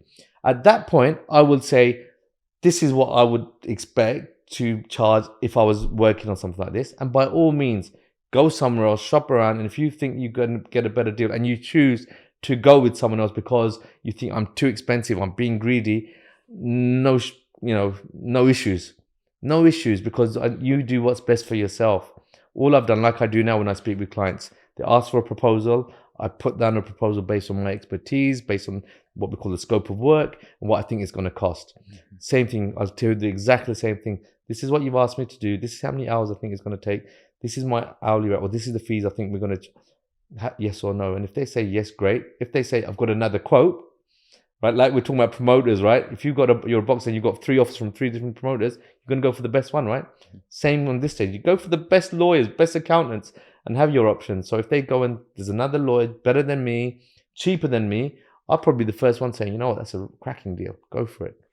I'm not doing this just for the money, if that makes sense. It's about getting the best for the boxer. And if they want my help and I need to get paid, this is what I would want to get. Great, brilliant. But if they go somewhere else, no hard feelings. You know, it's not about that. I'll just take a lot of pride. If any one of these kids, you know, hopefully all of them make it. But if they make it and they say, there was this uncle guy, bit of a funny, you know, chap, he was a lawyer, just gave us a bit of advice here and there and then supported, even if it's by giving a shout out on a podcast like this, you know, sharing, using your platform to raise awareness for them, using the Legal Blows platform to promote the fight, attending the fight, selling a few tickets.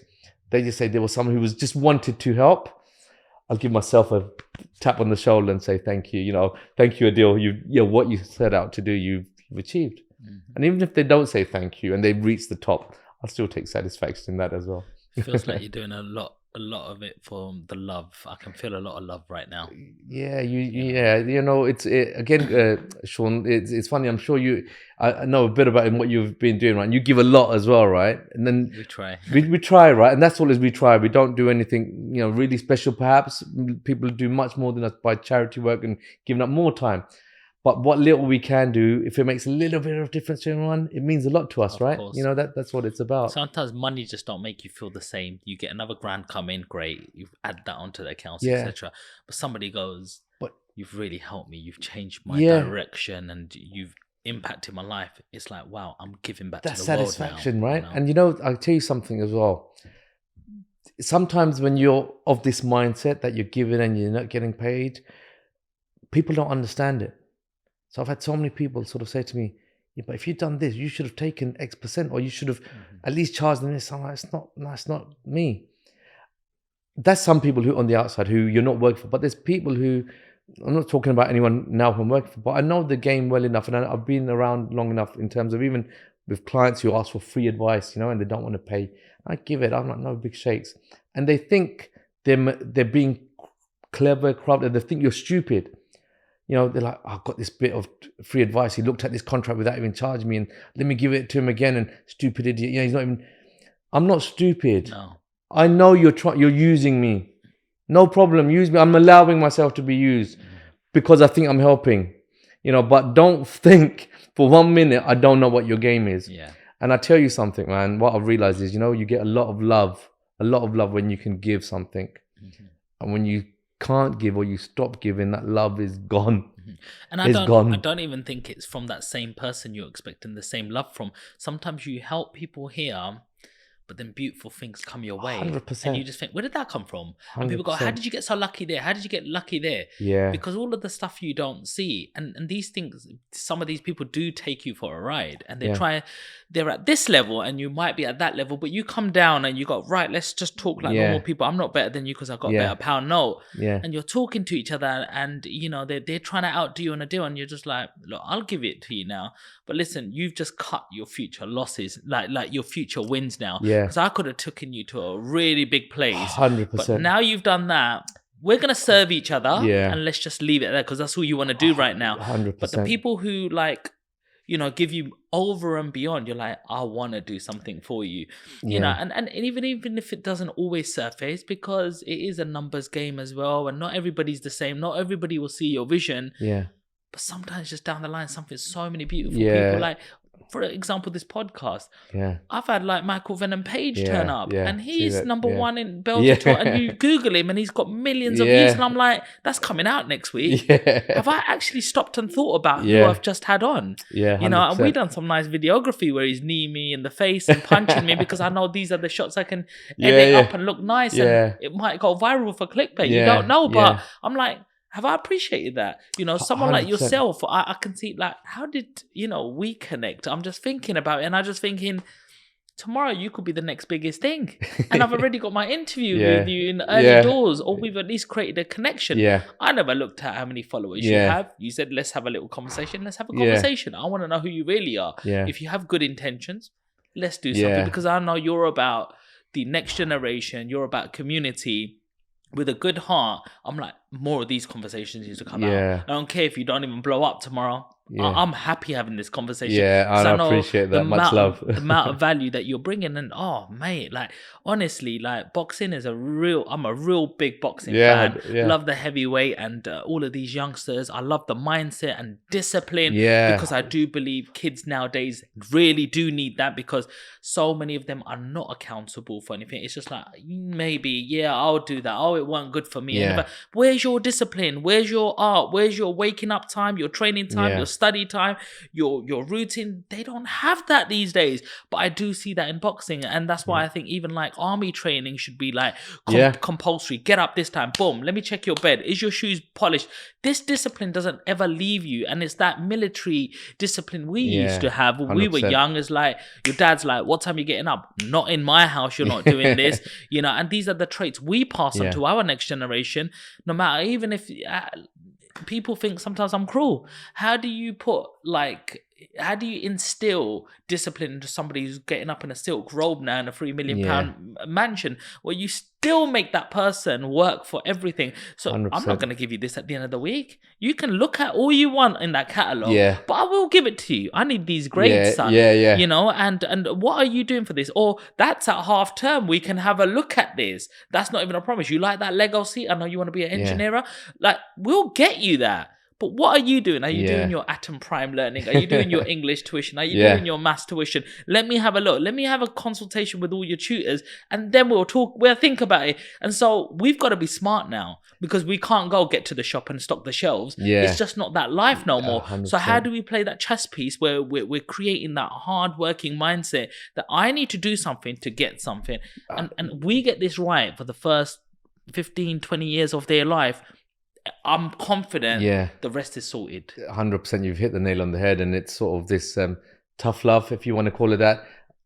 And as a lawyer, I call it a negotiation. You negotiate with your children, right? Yeah, what do you want? You want this pair of trainers? You want this, whatever. No problem. I will give you that. What's your obligations now? Boom, boom, boom, boom. You know what? I should maybe start writing things down and getting the kids to sign, you know. But you're absolutely right. It's give and take, and you fulfill your end of the bargain. I'll fulfill mine. But don't ever for one moment think that you can do whatever you want and then have the same expectations from me. It don't work like that. Not in my house. You know what I mean? 100. I love that discipline. Is there any... So we have to wrap this up, unfortunately, but that was beautiful. Is there any question that you wish that I asked you? No, I think, look, you covered, you hit everything on the head, man. So I definitely think there needs to be a part 2 at some point. Yeah. So when you have a few more successes, we'll get you back on and see where you're going. Yeah, because definitely. That'd be you're nice. such an easy person to speak to, but more than that, you have so many gems to give. Like, I still don't feel that I've fully explored everything in your brain, because you're just so, full of knowledge and experience. You know what? I'll be honest, I can speak for England about anything, probably, right? So thank you so much for having me. Honestly, it's been a pleasure to be here. I've enjoyed the discussion. I think I need to learn more about you, and you talk about me having these gems. I think there's many more hidden gems. I know some of them are coming out, and I've been watching those with interest, but I'm looking forward to seeing more of these revelations come out as well. And it's inspiration for all of us. 100. You're never too old or young to get inspired. 100. Do you have any question for me? Yeah, I would want to know one actually. When's the plans to come out to the Middle East, do something in Dubai, get some podcasts going out? There's something going out there, because I think that's a good market for this sort of stuff. 100. Well, I've got James Sahota coming, and I don't know if you've heard Yeah, of yeah, James, I've heard, but yeah, he's a big realtor from Dubai. I just think the channel needs a little bit more awareness. Right. Everything is about building. Once I got enough following, subscribing, then people will say, look, that Sean is a good guy. Let's get him over. Yeah. At the moment, I'm not sponsored. Yeah, Okay. I've done everything for the last 18 months all by myself. Wow. I fund my own editors, and I'm just treating this partly like a charity in my own brain. I'm not saying you're a charity if you're watching this. Yeah. No, I'm funding. I don't drink. I don't smoke, and I'm like, I've got enough money for that to put in a production, and I'll just keep funding this until there will be other people who are interested to say, you're not just a podcast host. You're somebody who's got to £10 million property portfolio yourself. You've done it sort of self-made. You've used your mentors and resources to get to where you are. And so we respect you because you're asking the right questions to the person in front of you. You're not just somebody who's left college and going, this is all I'm going to do, hold a mic and just prod and push somebody. I'm speaking to yourself as if I was a boxer and you were somebody who I was going to be working with, and the questions that I would be thinking about. And obviously I've been through uni, corporate jobs, setting up many businesses, restaurants and stuff. So I want to know these sort of questions. Maybe a boxer will be watching going, I wouldn't have thought of that question, but that's a bloody good question coming from someone who's qualified to ask it as well. So, you know, it's a journey and I appreciate that. I'm just enjoying the journey right now. If this comes to be nothing, then my kids be able to watch something when I'm gone and they go, oh, that was dad or granddad or something. Then they go, at least he left something behind. He had a little bit of a brain on him. But yeah, there is no expectations, but I'm just loving the journey right now. And it's all about networking. If you meet the right person, people can open the right doors for you. You know, if you meet somebody who knows somebody and all of a sudden you do the right podcast, like I'll plug another podcast hosting right now because I don't have competition with anybody, but CEO Cast, he's absolutely brilliant. I know his father, but he done one for 2.5 years and nobody really was watching him or believing in his vision, and he was slowly growing, and he done one with Lord Aleem, boom, blew up. Now he's over 100 subs, you know, 100k subs, and you look at him and I'm like, well done, bro. You believed in yourself, your vision. Now you're in Dubai. He's just met Brambus, the owner of that. He's making dreams come true. And I look at him and go, well done. Like, I'll plug you. You're not competition to me or whatever. I have no competition. I have no ego. You watch podcasts to just get information. And if it's adding value to your life, then watch it. If it's not, then don't watch it. There's loads of podcast hosts out there, but just whoever speaks your language, say, I like him. He doesn't have personal intentions, some sort of intent behind him. So I'm just enjoying that, bro. No, that's wicked, man. Much love, and you're doing a great job. And you know, it's funny. I'll be honest. I've done a couple this week, right? And everyone's brought something to the table. I've enjoyed all of them. This one I've really, really enjoyed. But everyone's bringing enough to the table. And you give them that shout out. You know, again, maybe it's a desi trait. I don't know. Maybe, I don't want to stereotype anything, right? But you know, within the community, if someone's doing well, you know, us we're like, oh, kick him down. You know, he's nothing. You kick him down. You don't say nothing good. You look for holes. Why can't we just get all behind each other, right? And you know what? As you said, there's many people doing podcasts. You've got your own thing going on. And what you will bring to the table, no one else, even if they've got 1 million subscribers, they're going to be doing this something different. Everyone's on their own journey and we bring our own USPs. That's what you're doing. So, as I said, much love, man. Keep it going. Like yourself, I don't see color. I don't see religion. If you're doing something good, come on the channel and speak about it. I don't care what background you're from. You're human and you're doing something good. That's what really matters. Believe in whatever you need to believe. Say whatever you need to say. No one else should have a say in that. But Adil, thank you so much. If you just look straight into your camera, just let everybody know how they follow you and find out a little bit more about Legal Blows. Yes, so we've got a website, www.legalblows.com, and on Insta, it's Legal Blows, and then my own page, Adil Hussain LB. So a lot of content on there. So yeah, give us a follow. We're on Twitter as well, and on LinkedIn. We're developing, so all on the socials. And a shout to my boy Taha, who's running that social side of things, because I'm too old and don't know what to do on it.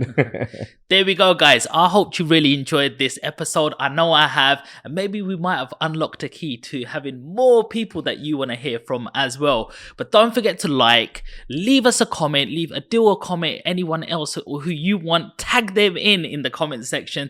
Let's share this and grow the community more. But until then, I'll see you on the next one. Peace.